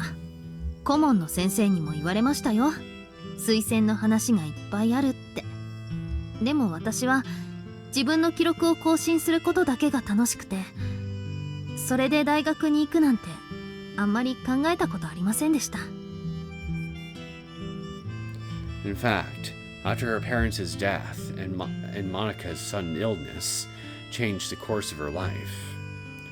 Even though the guidance counselor, Tsukada, and other people were worried about her, Tomoe refused to accept any of the recommendation-based scholarships she received.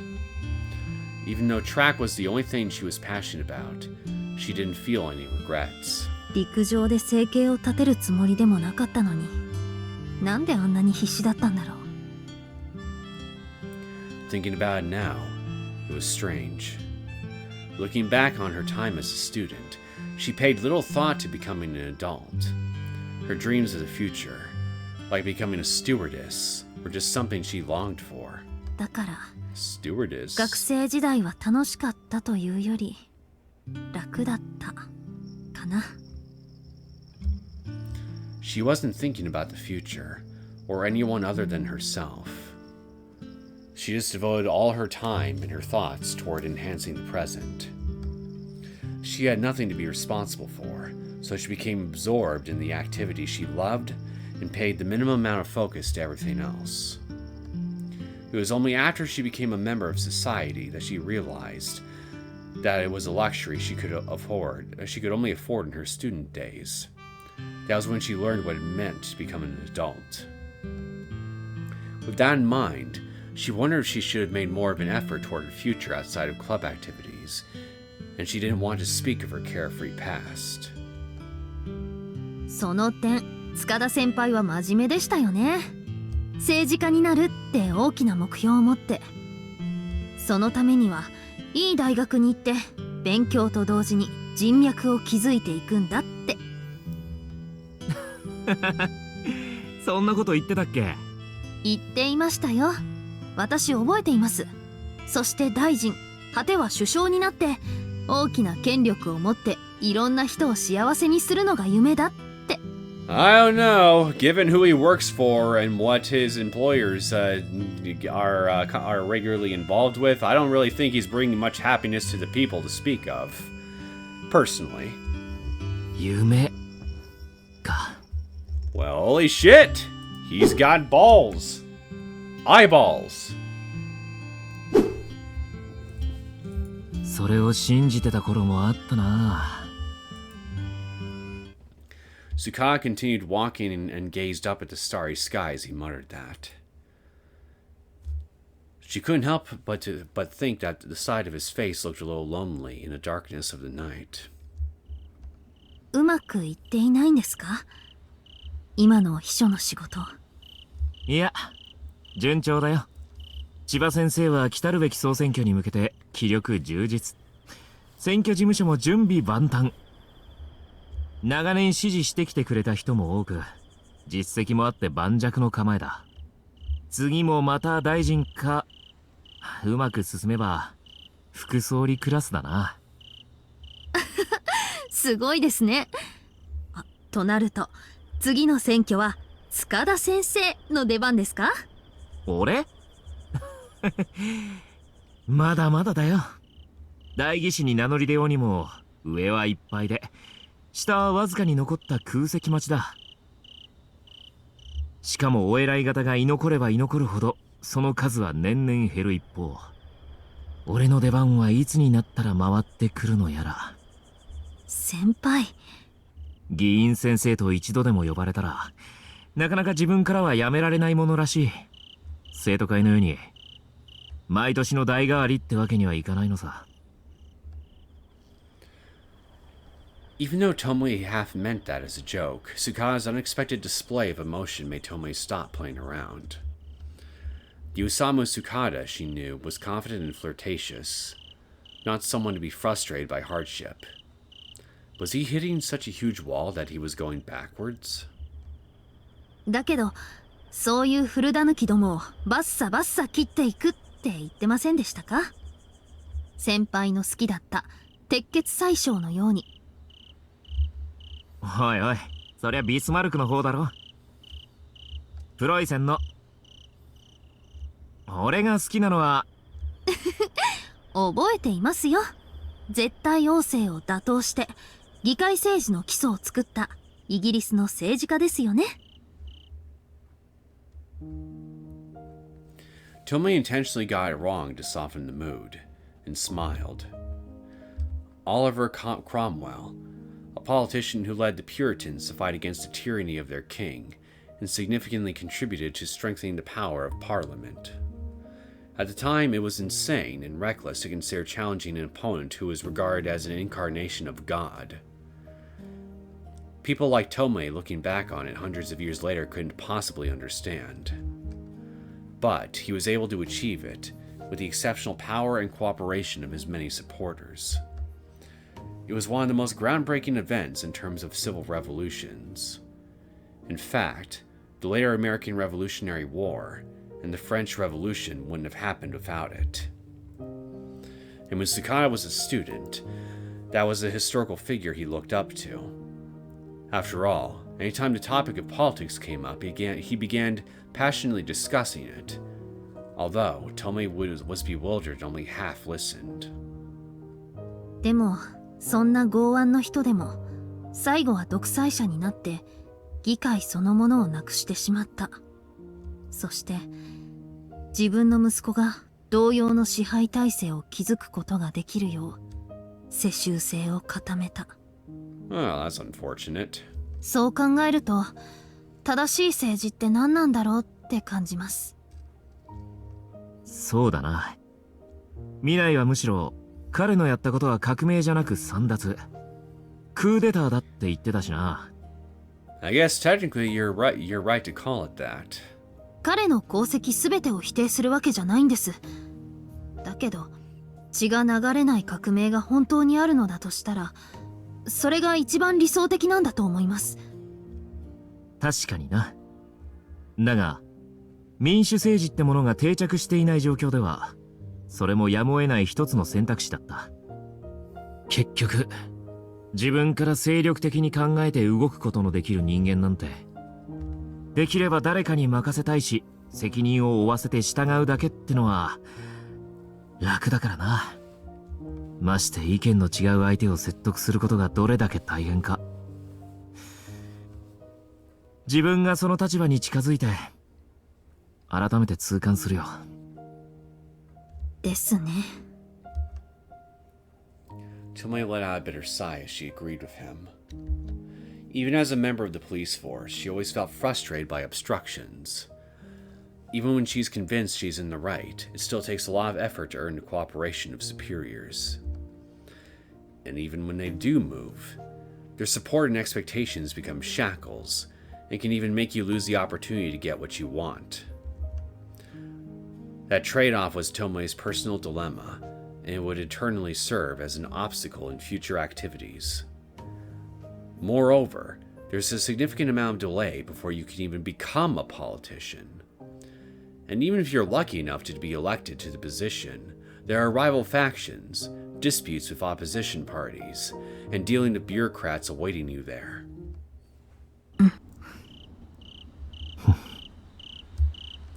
For a while, the two remained silent while walking toward the parking lot where Tsukada's car was parked.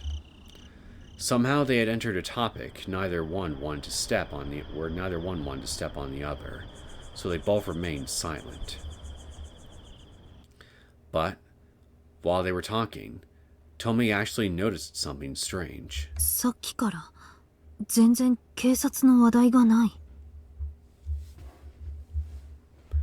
She thought back to the start of the meal. The conversation topics ranged from reminiscing about the track club and the student council, to the contents of Tsukada's work as a secretary for a congressman, but never anything about Tomoe's profession. She didn't want to boast about her work as a police officer, but she intended to answer any questions when asked, within the scope she was allowed. And yet Tsukada didn't say a single thing about it, even as a joke, which further heightened her suspicions about the reason he invited her out to eat. さて、どうするか。 Grab him by the collar and just point blank tell him to confess! When they left the restaurant, Tsukada offered to give her a drive. But when she set aside her past memories and thought it over, she decided she'd rather refrain.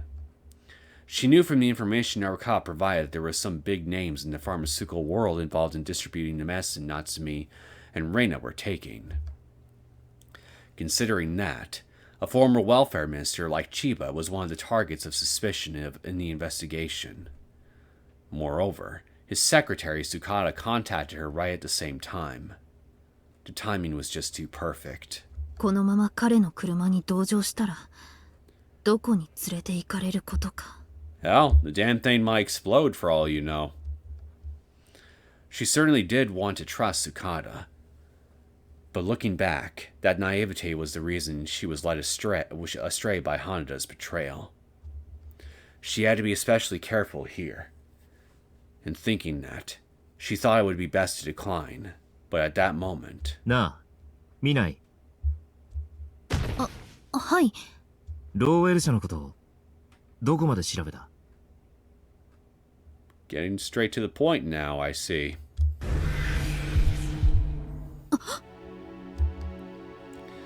Tomoe gasped and quickly turned over toward Tsukada, then stopped in place. He walked another 3 steps to stay outside her line of sight, then stopped, with his back still turned toward her. 塚田先輩。俺は運命って言葉が嫌いだ。自分の努力とか才能とかに頼らず、チャンスは誰かの意志で用意されるものって考え方は、ただの怠惰か意志の弱さからの言い訳だと思ってきた。だけど今は少しだけ考えを改めたい気になっている。こういう形で昔の馴染みが俺の前に立ちふさがることになるなんてな。 And then, Tsukada slowly turned around, gazing at Tomoe with a chilling look on his face that made his earlier demeanor seem like fabrication. There was no smile, no bloodlust, nothing. A completely transparent, colorless mood was being conveyed, so Tomoe reflexively set herself on guard. 見ない。お前が刑事になっていたことも驚きだったが、まさかローウェルの一件にまで絡んでいるとはな。神様ってのはよほど性悪で、俺たちに茶番を演じさせるのが楽しくて仕方ないのかもしれない。やはりそうなのですか。あなたは半年前に会った時にはすでにこの一件に関与していたのですか？そうだな。かれこれ5年か。修士課程を修了して千葉先生の選挙事務所で働くようになってからいろいろなことに関わってきた。その中の一つがこれだよ。塚田さん。Tomoe tightly clenched her fists, while biting her lips so hard she was practically eating it. She didn't want to believe it. No matter how suspicious he was, even if she heard the facts directly from the man's mouth, she didn't want to believe it until the very, very end. But this was the reality of it. And the man standing before her was no longer her old crush. He was an enemy. なぜですか？あなたは正義感の強い高い理想を持った人だとずっと思ってきました。政治家になるのも名誉や財産のためじゃない。昔持病の治療代を払うのに苦労されたご両親を見て、弱者のための医療保険制度を確立する、そのために政治家を目指されたと聞きました。それがなんでこんな変説を。Tomoe's sorrowful cries echoed through this otherwise quiet town. The dreams that she heard from Tsukada when they were heading home from school together were especially pure and noble. She could feel the innocent, youthful idealism behind them. But despite that, no, because of that, she was fascinated with him. While many people strive for things like that, most give up when they realize reaching it isn't possible. But he continued to believe in it as he moved towards it. At least among the people around Tomoe, nobody was as passionate about helping others as Tsukada. But because of that, Tomoe was disheartened to see him moving so far in the opposite direction. Angry even. 今回問題を引き起こした薬は現在でも国内未認可の薬。しかも欧米では禁止にもなったものです。過去にはその危険性を知らずに服用したたくさんの患者が異常を発症し、大変な事件を起こしました。そして今もなおその副作用で苦しんでいる人が数多くいる。しかもその臨床データはさらに危険な薬の開発へと利用されているのですよ。さすがによく調べたな。アルファベットプロジェクト。次世代兵器の開発の一環で人間の精神に影響を及ぼす化学物質の研究が今防衛庁と厚生省の肝入りで行われている。ひなみ沢にはそのサンプルとなる微生物の存在が確認されていてな。それを操作する抑制薬、そして促進薬の開発データは製薬企業にとっては垂涎の代物だ。だからそれを高値でとある外国へと売り渡し、莫大な富を築き上げる。それが俺の先生が見つけ出した金の鉱脈だ。The Alphabet Project. And Hinamizawa. Hearing Tsukada spit that name out, and for the first time relating it to a place so deeply connected to Natsumi and her people, Tomoe's eyes were opened wide in shock. And what was most shocking of all was that a direct aide of Chiba would confirm the allegation of corruption without needing to be questioned. それを取り仕切っている企業が。ローウェル社なんて単なる相手国の受け皿企業だよ。開発データを要求したのはもっと上の公的機関だ。だから13年前の事件発覚の時も、そして9年前の厚生省官僚逮捕の際にも流出した医療データはついに発見されなかった。千葉先生はローウェル社を通じて危険性が高いままに製造された新薬、あるいは新薬の許認可を得る前の薬剤を国内へと持ち込ませていた。そして何も知らない患者たちに処方して、その臨床実験のデータを莫大な報酬と引き換えに売り渡していたのさ。それが過去のローエル事件の真実。今もなおその裏取引はルートを変えて継続している。そんな。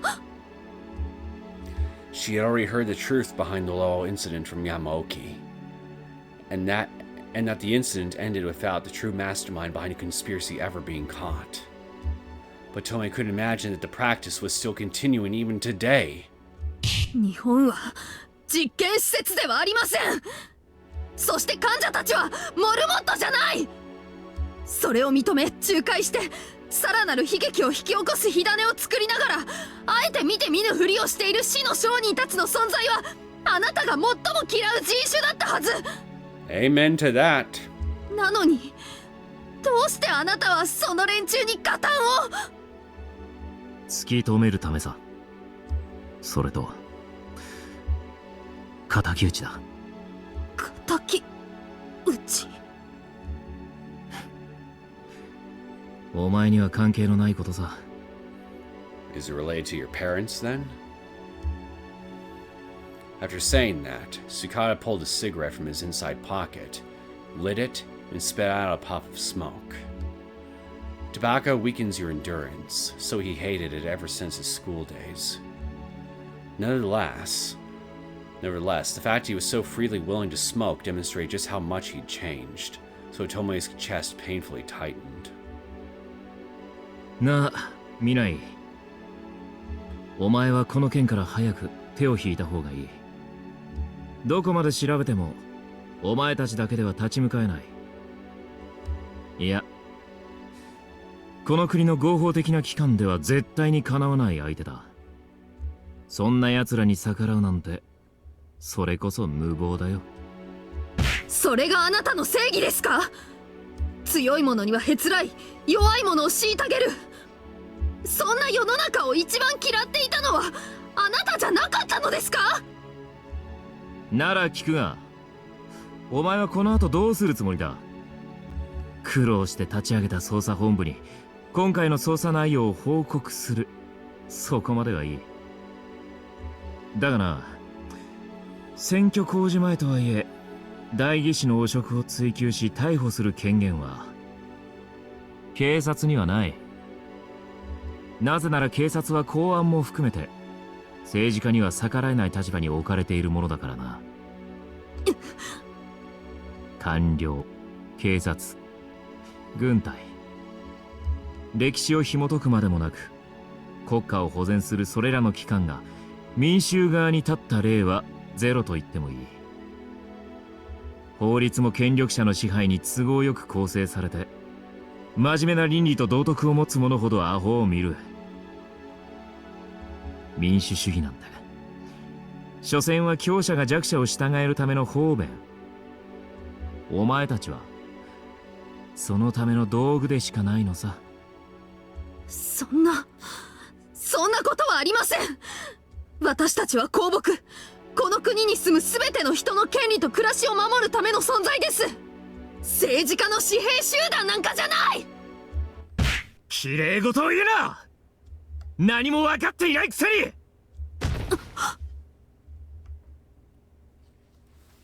That violent roar put her at a loss for words.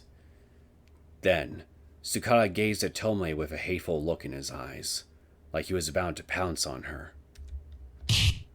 お前だって本当は何度も何度も押さえつけられてへこまされて。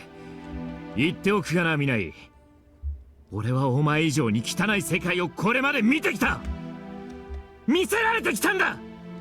利己のためなら他人の命など平気で見捨てる連中、嘘を並べ立てることに全く罪悪感を持たない卑怯者ども。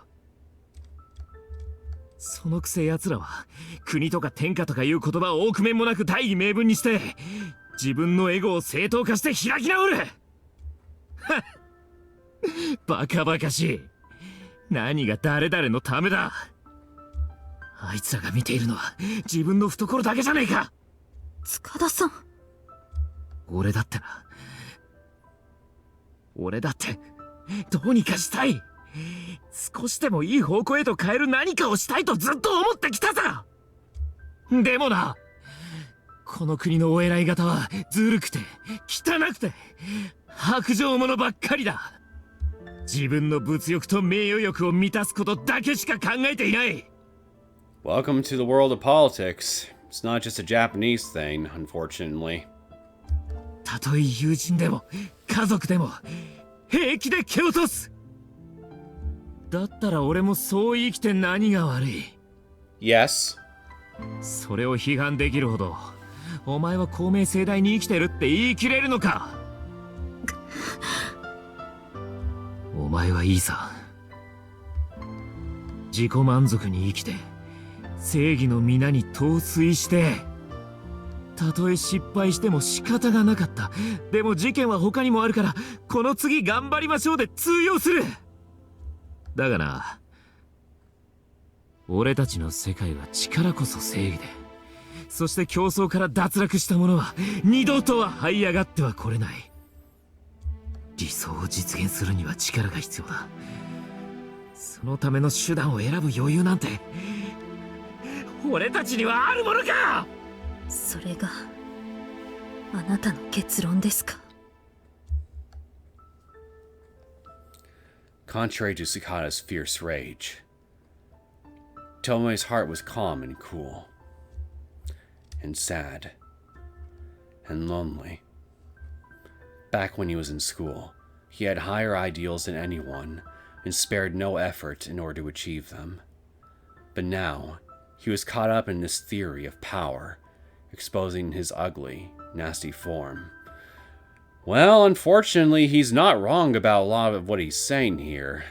Truth of the matter is, if you want to enforce any kind of ideal on the world around you, no matter what form that may take, that you need strength in order to make that happen. Strength, power, call it whatever you want. Back when he was in school, oh wait, I already read this. Did she really look up to a man like that? Did a man like that really provide her moral support? Even though he encouraged her and offered her advice so many times, she couldn't imagine hearing those words out of him. She wanted to understand the pain of knowing the difference between reality and ideals. She wanted to understand how painful it is to know you're standing against unreasonable power and authority. But the person who taught her that was the man standing before her. あれ? Her anger turned to disappointment. Nevertheless, the moment she stepped forward and faced Tsukada, she felt a strange feeling. That's wrong. This man was not the sort of coward who'd admit defeat in a situation like this. He was the kind of man who hated to show weakness in front of others. But in that case, then why was he doing this? そうか。なんだ。そうなんだ。そういうことか。何？嘘なんでしょう、塚田さん。本心ではそんなこと考えていないんでしょう。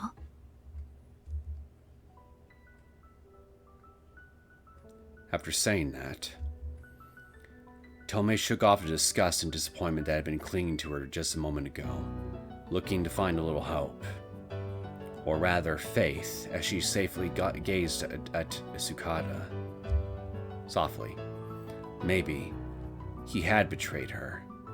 Maybe he just got drunk on remembering his past and said some misplaced words. However, this was Tsukada. When Tomoe heard him say something he'd never say, she knew there was only one possibility. He might have had some other thought in mind when he approached her. どういう意味だ？おかしいですよ。肩書きを得るためなら信念を捨てるなんて。理想を何よりも大事にして、それを実現するための苦労と困難を知っているあなたがそんなことを言うはずがない。だってあなたの目標は政治家になることじゃなく、政治家になって何をするかだって言ってたじゃないですか。見ない。私はあなたがどれだけ無欲で潔癖な人だったか知っているつもりです。だから本当に政治家に失望したのなら、あなたは政治家ではなく他の道を選んでいるはずです。理想を叶えるための職業が政治家だけであるはずがないんだから。 She remembered. Tsukada had been a soldier of virtue ever since he was in school. A man who strongly believed in his ideals far more than the harshness of reality, and was willing to step forward to make them come true. To imagine that he'd be blinded by self-interest and stray from that path was unthinkable. In fact, it'd be more realistic to think he'd give up on politics and pursue medicine or religion. 確かに最初はあなたを疑いました。そして事実を告げられた時は驚いたし、あなたに絶望しそうになりました。だけどあなたが私に近づいたのは警告じゃないんでしょ。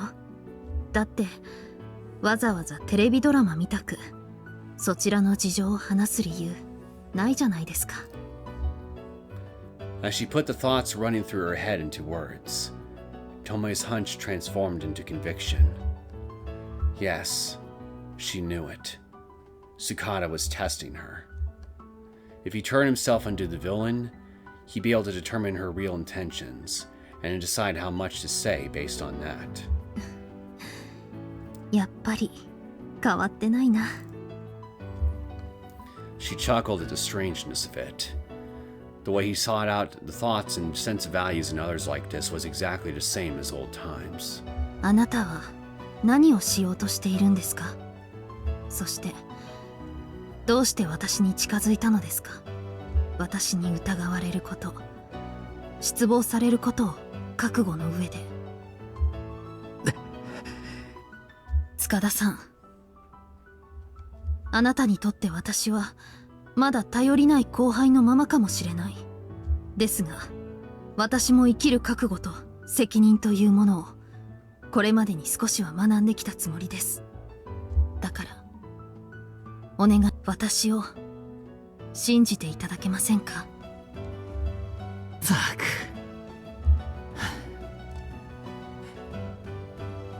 未来。Tsukada suddenly let out a huge sigh, then shook his head and turned toward Tomoe. He had a calm, bitter smile on his face, as though his earlier possession had been driven out. And the tension in the air dissipated, like a weight being lifted off her shoulders, their shoulders. 変わらないな。そこまで俺のことを信用してくれたやつは大学にもいなかったよ。So, was I wrong to suspect that you were just a bastard understudy of Chiba after all? 塚田さん。なんでかな。昔から俺のことをいろいろ悪く言うやつは多かった。だけどお前だけはなぜかいつも味方になってくれてたよな。それに俺が裏で考えてることも結構見抜いちまうんだ。なんでだ。好きだったか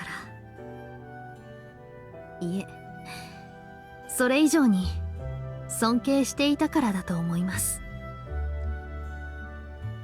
Tomoe looked away as she answered, smiling, reminiscing about the past. Feeling isolated in any sort of group environment like school would make anyone anxious. That's why you learn to regulate yourself and make compromises to fit in, rather than rocking the boat. But a person like Tsukada who stood up for himself with strong beliefs and convictions would seem bizarre and heretical. And in a sense, it would make him a target of envy. Plus, Tsukada didn't expend additional effort to get along with people and behave in a friendly manner.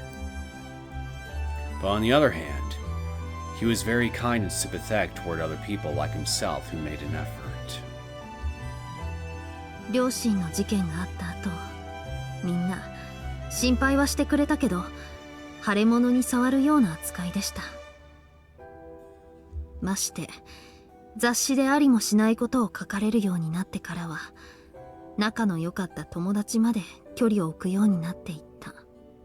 でもあなたは違いましたよね。Even after she quit the team, even after she graduated, Tsukada continued worrying about how Tomoe was doing. Maybe it was just complaints and idle chatter from the public. Still, for someone like her who felt isolated from her classmates, it was the only place she could relieve the tension in her heart. 未来はあんな事件があった後も妹さんのことを心配して人前では辛いとか悲しいって顔を見せなかったからな。おまけに妹さんのために部活を辞めて進路まで変更して、本気ですげえと思った。だから俺も対等に付き合うのが礼儀だと考えたんだ。あなたはもともと妥協が嫌いな人だった。会議でも適当に決まるのを何よりも嫌っていたし、自分の主張をどこまでも貫いて、よく協調性がないと言われていましたよね。でも言っていることはいつも信念があって揺るぎなかった。日本人には嫌われるタイプでした。 That's precise. Oh, I don't know why I thought that was just something I had to read. 確かにそうだったかもな。Tsukada let out a slightly lonely laugh while shaking his head and shrugging his shoulders. Strong, self-assertive people are often split up in group activities. And in this country's climate, where harmony and cooperation are considered a virtue, overly aggressive personalities are frowned upon. If anything, it might be similar to a form of envy for something they lack. もし Suddenly, Tsukada muttered something while sticking his cigarette into a portable ashtray. And then, もしもという言葉を許せ。もしもあの時お前と本気で付き合う勇気を持って前に踏み出していたら、こんなことにはならなかったかもな。 hey, I was just wondering that myself just a bit ago. 恨むよ、神様を。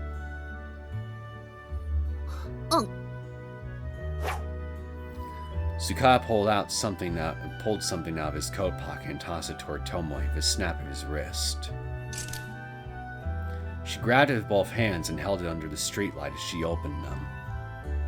It was apparently some sort of key attached to an oval-shaped plate with numbers engraved into it. 塚田さん、これ保険だよ。この先俺に何かがあったら使ってくれ。何かって。お前ならわかると信じてるなあ、見ない。え？血が流れずに済めばそれが一番なんだよな。俺も今はそう思うよ。I hope that too, but will it actually happen that way? Probably not, but who knows. Unable to say anything, Tomoe just quietly stared at Tsukada. What sort of meaning was hidden behind those words? But before she could think it over, he quickly smiled and turned around, and started walking. とりあえず送るよ。あの車だから。はい。Just then, When Tomoe saw Tsukada approach the driver's side door, she suddenly recalled a scene from half a year ago. Yeah, please don't get yourself blown up, buddy. That's right. This parking lot was very close to where Monika's car exploded. Then... no way! 待ってください、塚田さん。鍵は。The same moment as Tsukada turned back and answered, she could hear the ka-chink sound of the driver's side door unlocking. But it didn't explode. どうしたんだ、ミナイ。あ、いえ、すみません。気のせいだったみたいです。Tomoe smiled as she said that, then turned toward the passenger side. And then she cautiously placed her hand on the knob and opened the door. After confirming that nothing happened, Tomoe followed Tsukada's lead and sat down in the passenger seat. As she settled down into the seat, she felt a rush of relief. ミナイ、まさか俺がお前を殺すとでも思ったのか？それはその。まあそう疑われても仕方ないよな。本当は俺、お前の様子を伺ってくるように言われてきたんだから。そうなんですか？ Not really surprised there. 千葉明彦は実はお前さんの存在を一番目障りだと思ってる。ある意味で恐れてもいるな。だから動向を調査して場合によっては口を封じろってな。だがあいにく俺はそんなのごめんだ。だったらせめてお前が俺に剣をして捜査自体に興味を失えばいい。そう思ってあんな風に脅しをかけちまった。ひどいことを言ってすまなかった。いえ、それはもういいです。むしろ塚田さんが昔通りで安心しました。なあ、見ない。俺も最後にこの運命ってやつを信じてみることにするよ。Tsukada put the key in the ignition and paused for a while, carefully choosing his words before turning toward Tomoe and giving her that answer. 正直どこまでやれるかはわからんし、お前まで巻き込んでしまって申し訳ないと思ってる。だがお前ともう一度会えたことを俺は前向きに捉えたい。塚田さん。ただ見ない、俺のやっていることは間違いなく悪事への加担だ。自分でも法に照らして許されるものでは決してないと。立派からその時が来たら遠慮は無用だぞ。はい。Understanding what he was implying, Tomoe quietly nodded while biting her lip. If what Tsukada said earlier was true, there was no chance he'd be found innocent. But if that's the case, then the least level of kindness she could offer him is to handcuff him herself. Feeling that resolve in her heart, Tomoe gently turned her gaze out the window. But then... いいですね。 Oh, great. 昔の恋心復活ですか？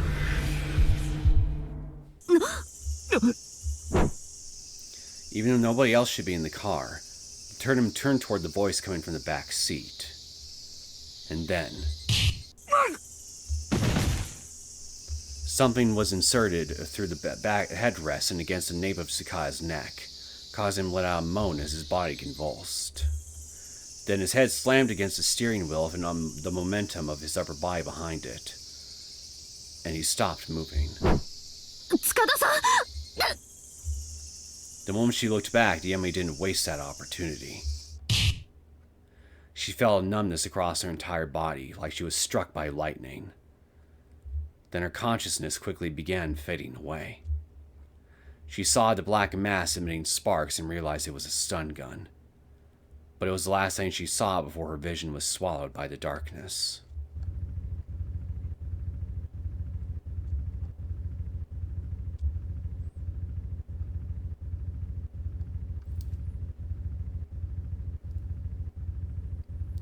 Tomoe opened her eyes, feeling a faint trembling in her neck.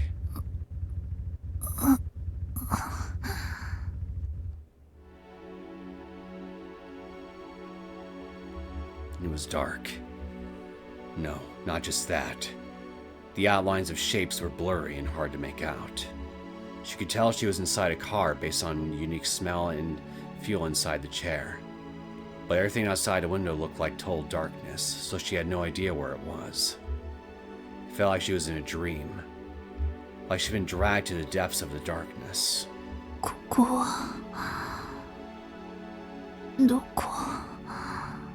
おや、気づきましたか、次長。いや、未来のお嬢さん。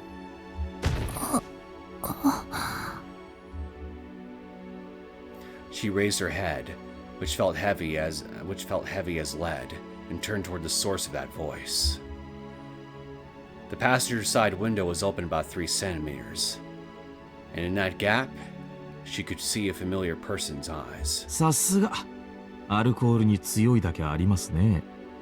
まさか目を覚ますとは思いませんでしたよ。花田くん。Just then, a band of dazzling light gleamed into the car from the distance, and she faintly heard the high-pitched sound of a steam whistle. Oh shit. We're about to be hit by a train, aren't we? Or something.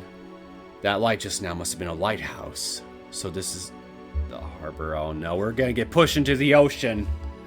And then... どうも、こんばんは。Hey there, you backstabber! 目覚めの気分はいかがですか？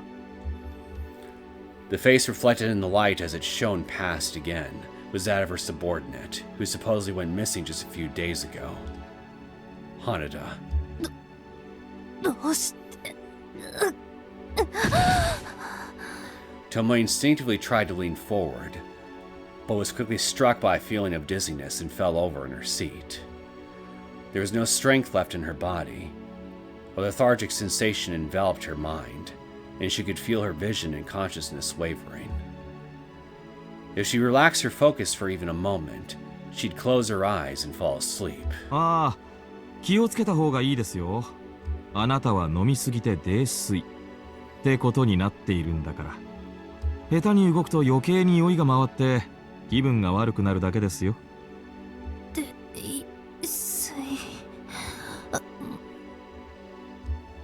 That's odd. She was feeling wary of Tsukada tonight, so she only had a small aperitif and didn't drink a drop of wine. And Tsukada drove, so he didn't have any alcohol at all. That's right. Where's Tsukada? Slowly coming back to her senses, Tomoe turned toward the driver's seat beside her. Tsukada was sitting there, with his eyes closed and not moving a muscle, as if he were dead.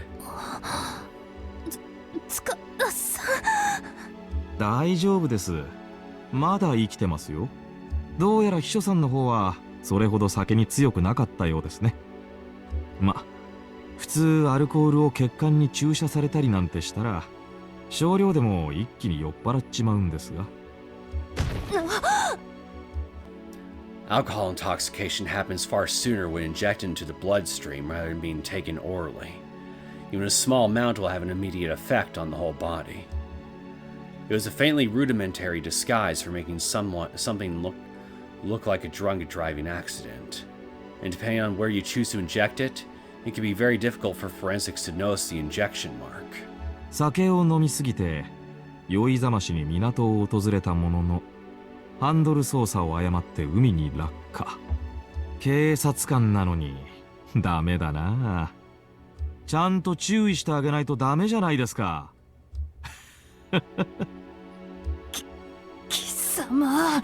Took the words right out of my mouth. Tomoe squeezed out all her remaining strength to reach for the door handle and pull it. But despite her efforts, the door wouldn't budge. ああ、ドアを開けようとしても無駄ですよ。この車、ちょっと細工させてもらいましてね。いくつか部品を外させてもらいました。ガラスを叩き割れば出られないこともないですが、酔った状態でそれができますかね。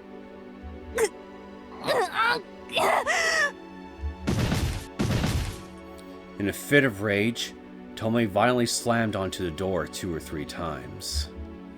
But there was no chance something like that would break the lock. In fact, it only succeeded in making her dizziness worse. And an unpleasant sensation came rising up inside her chest. だから無駄ですってば。とりあえずおとなしくそのまま寝ていた方がいいですよ。その方が溺れる感覚も少なくて楽に死ねます。冗談じゃない。Tomoe harshly spat that out while glaring at Hanada with a sharp gaze. And even though her movements were sluggish, she kept on slamming her body against the door. やれやれ、しぶといお嬢さんだ。Hanada shrugged his shoulders, then brought his face in closer to the window, and smiled as he kept talking. ミナイさん、あんたはやりすぎたんですよ。気が触れておかしくなった奴らだけを取り締まってくれていれば、いい目くらましになってよかったんですがね。薬の存在に気づいちまったんじゃ、もう仕方ない。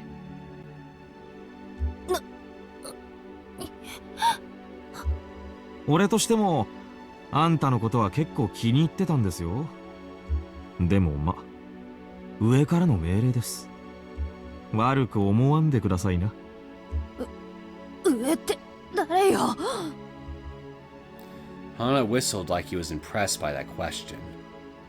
Even moments before her death, this female detective was still thinking first and foremost about finding the culprit.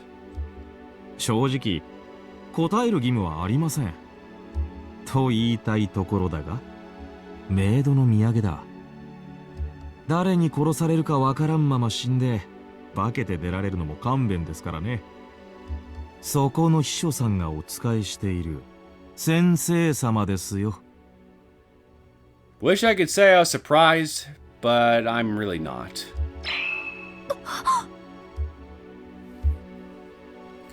Tomoe caught her breath and froze, thinking the answer was more expected than surprising.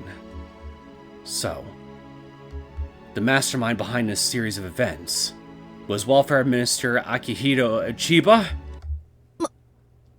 まさか12年前のローエル事件捜査で私の両親を殺したのも千葉の手の者か。そうとも言いますかね。だって殺したのは俺なんですから。 What?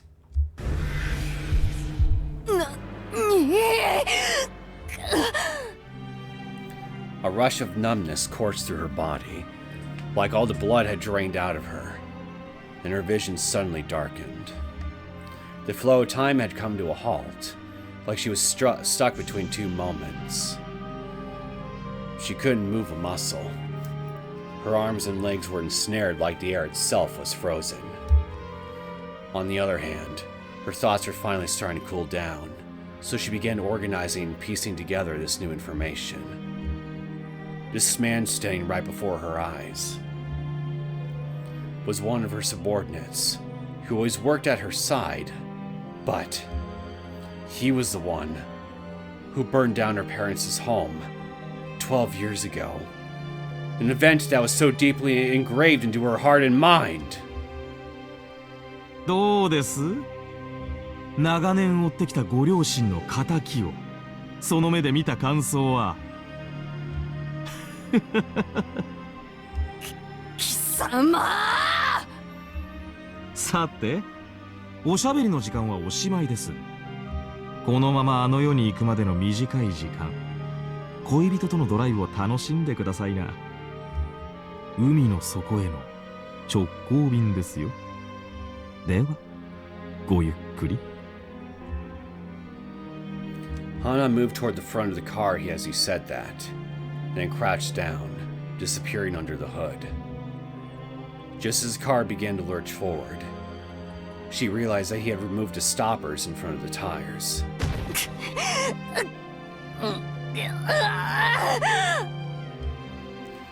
She stretched her legs across the driver's seat to step on the brake. When she did, the car began slowly losing speed, so Tomoe tried to push even harder to bring it to a complete stop.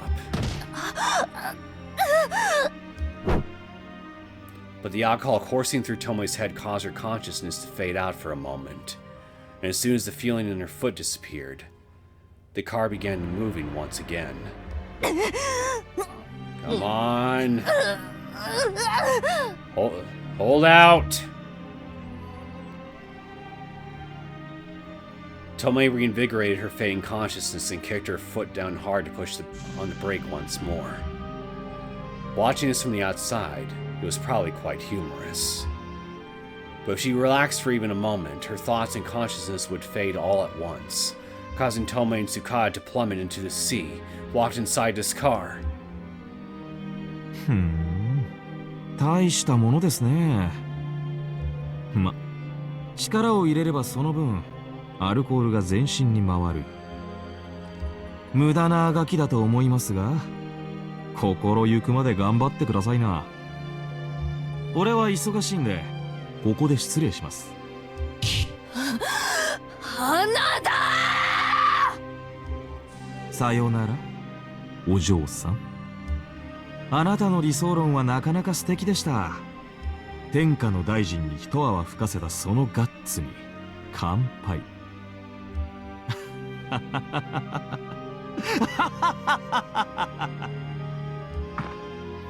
With a boisterous laugh, Hana slowly left the area. Tomoe gazed at his back as he did, with bloodlust in her eyes. Then let out a sigh and turned towards Tsukada sitting beside her. 塚田先輩、起きてください。塚田さん。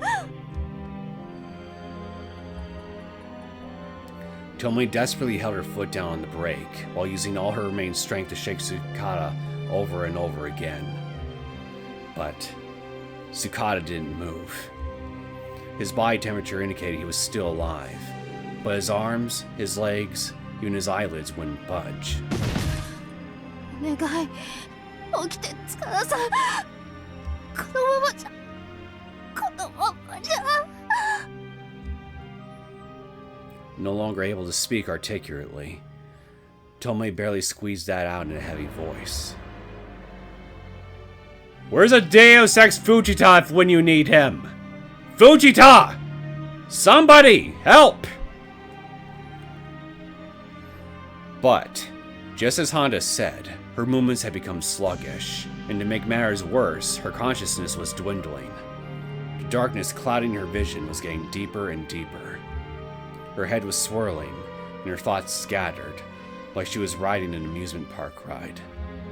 And above all, their lives depended on the strength in her legs, but those legs didn't even feel like a part of her anymore.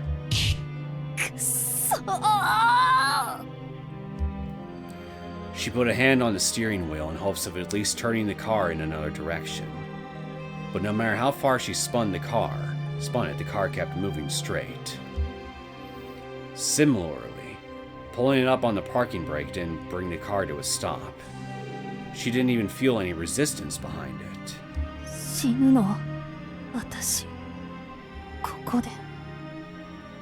こんなところで。She felt too sick to even feel fear or sadness. Her field of view blurred and distorted. She could no longer make out shapes or even colors. It felt like she was being dragged into the depths of the darkness. Despite the extreme rage and agitation within her, she was rapidly losing energy and momentum. No. Maybe. The world she's experiencing right now is nothing but a dream. If she fell asleep right now, maybe everything would be back to normal after she woke up again. Yes. This has to be a dream. Come on, don't give up. So even if I don't keep struggling in vain to stay awake, that's fine. With those thoughts in mind, Tomoe's eyelids gradually began to feel heavier, and her field of view gradually became narrower. I'm sorry, everyone.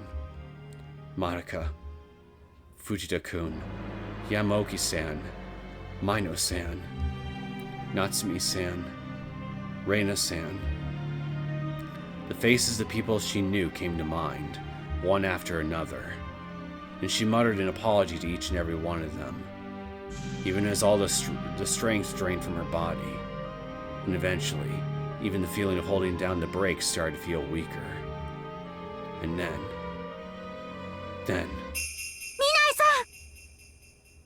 Nagisa? Hearing that voice brought Tomoe back to her senses. She pried her eyelids open again and turned to face forward. And then, right there, it was impossible. But a girl who should no longer exist in this world was standing right beside her. なんであなたがミナイさん、後ろのドアです。ぶち破って The rear door?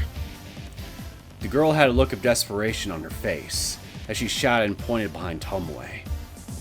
Before she could confirm the truth of this, her body began moving instinctively.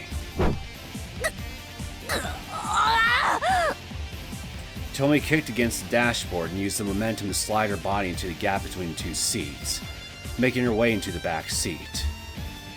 The car began moving forward all the more quickly as soon as she released the brakes. But she paid no heed and used all the strength in her body to slam herself against the rear door. Again and again.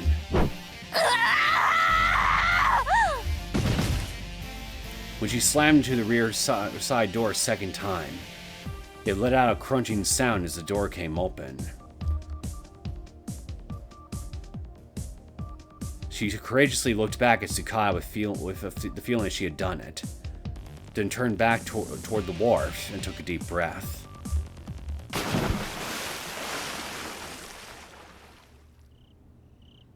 Namu Amida Butsu.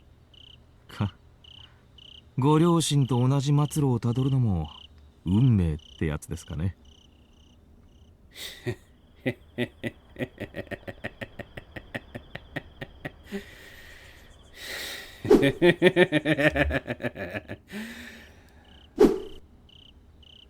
I am going to enjoy the look on your face when you see her coming roaring right after you, like a raging bull.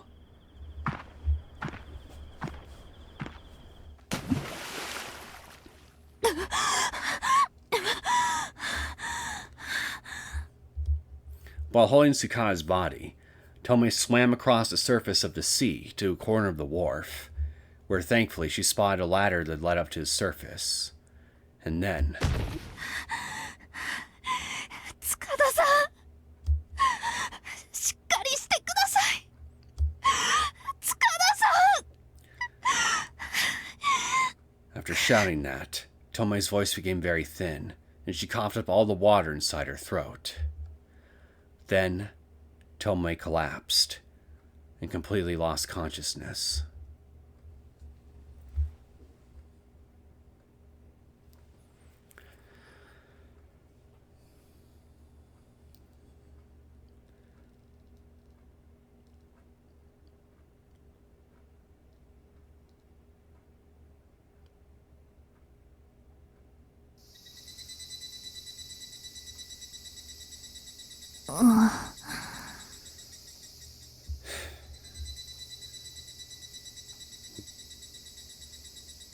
I never would have guessed that son of a bitch was actually the one who burned down her house and killed her parents too. On top of everything else, like,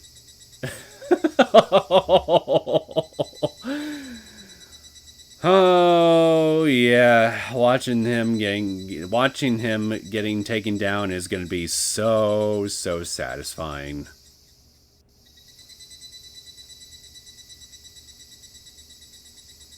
But I mean, hey, nice of him to have left when he did. Moron. Should have stayed, at least made sure that the damn car sank, if nothing else. You're gonna regret that mistake, my old friend, my ex-partner in crime, backstabber supreme. Also, very nice of you to confirm the identity of the Mastermind for good old Tomoe. Because now she'll have an even bigger target to set her eyes on once she's done with you.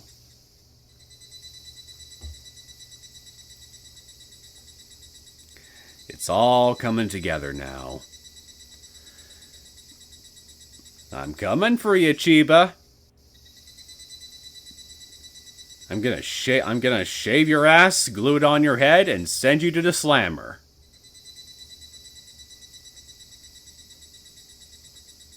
Don't know why I thought that, but my mind works in mysterious ways. You know what? I'm gonna go ahead and end things here. Feels like a good enough spot to stop. So, I hope everybody who tuned in enjoyed this latest episode of the Higurashi When They Cry console arcs. If you did and you'd like to see more content from me, feel free to hit that like button and subscribe to my channel. And I will see you all next time. Take care.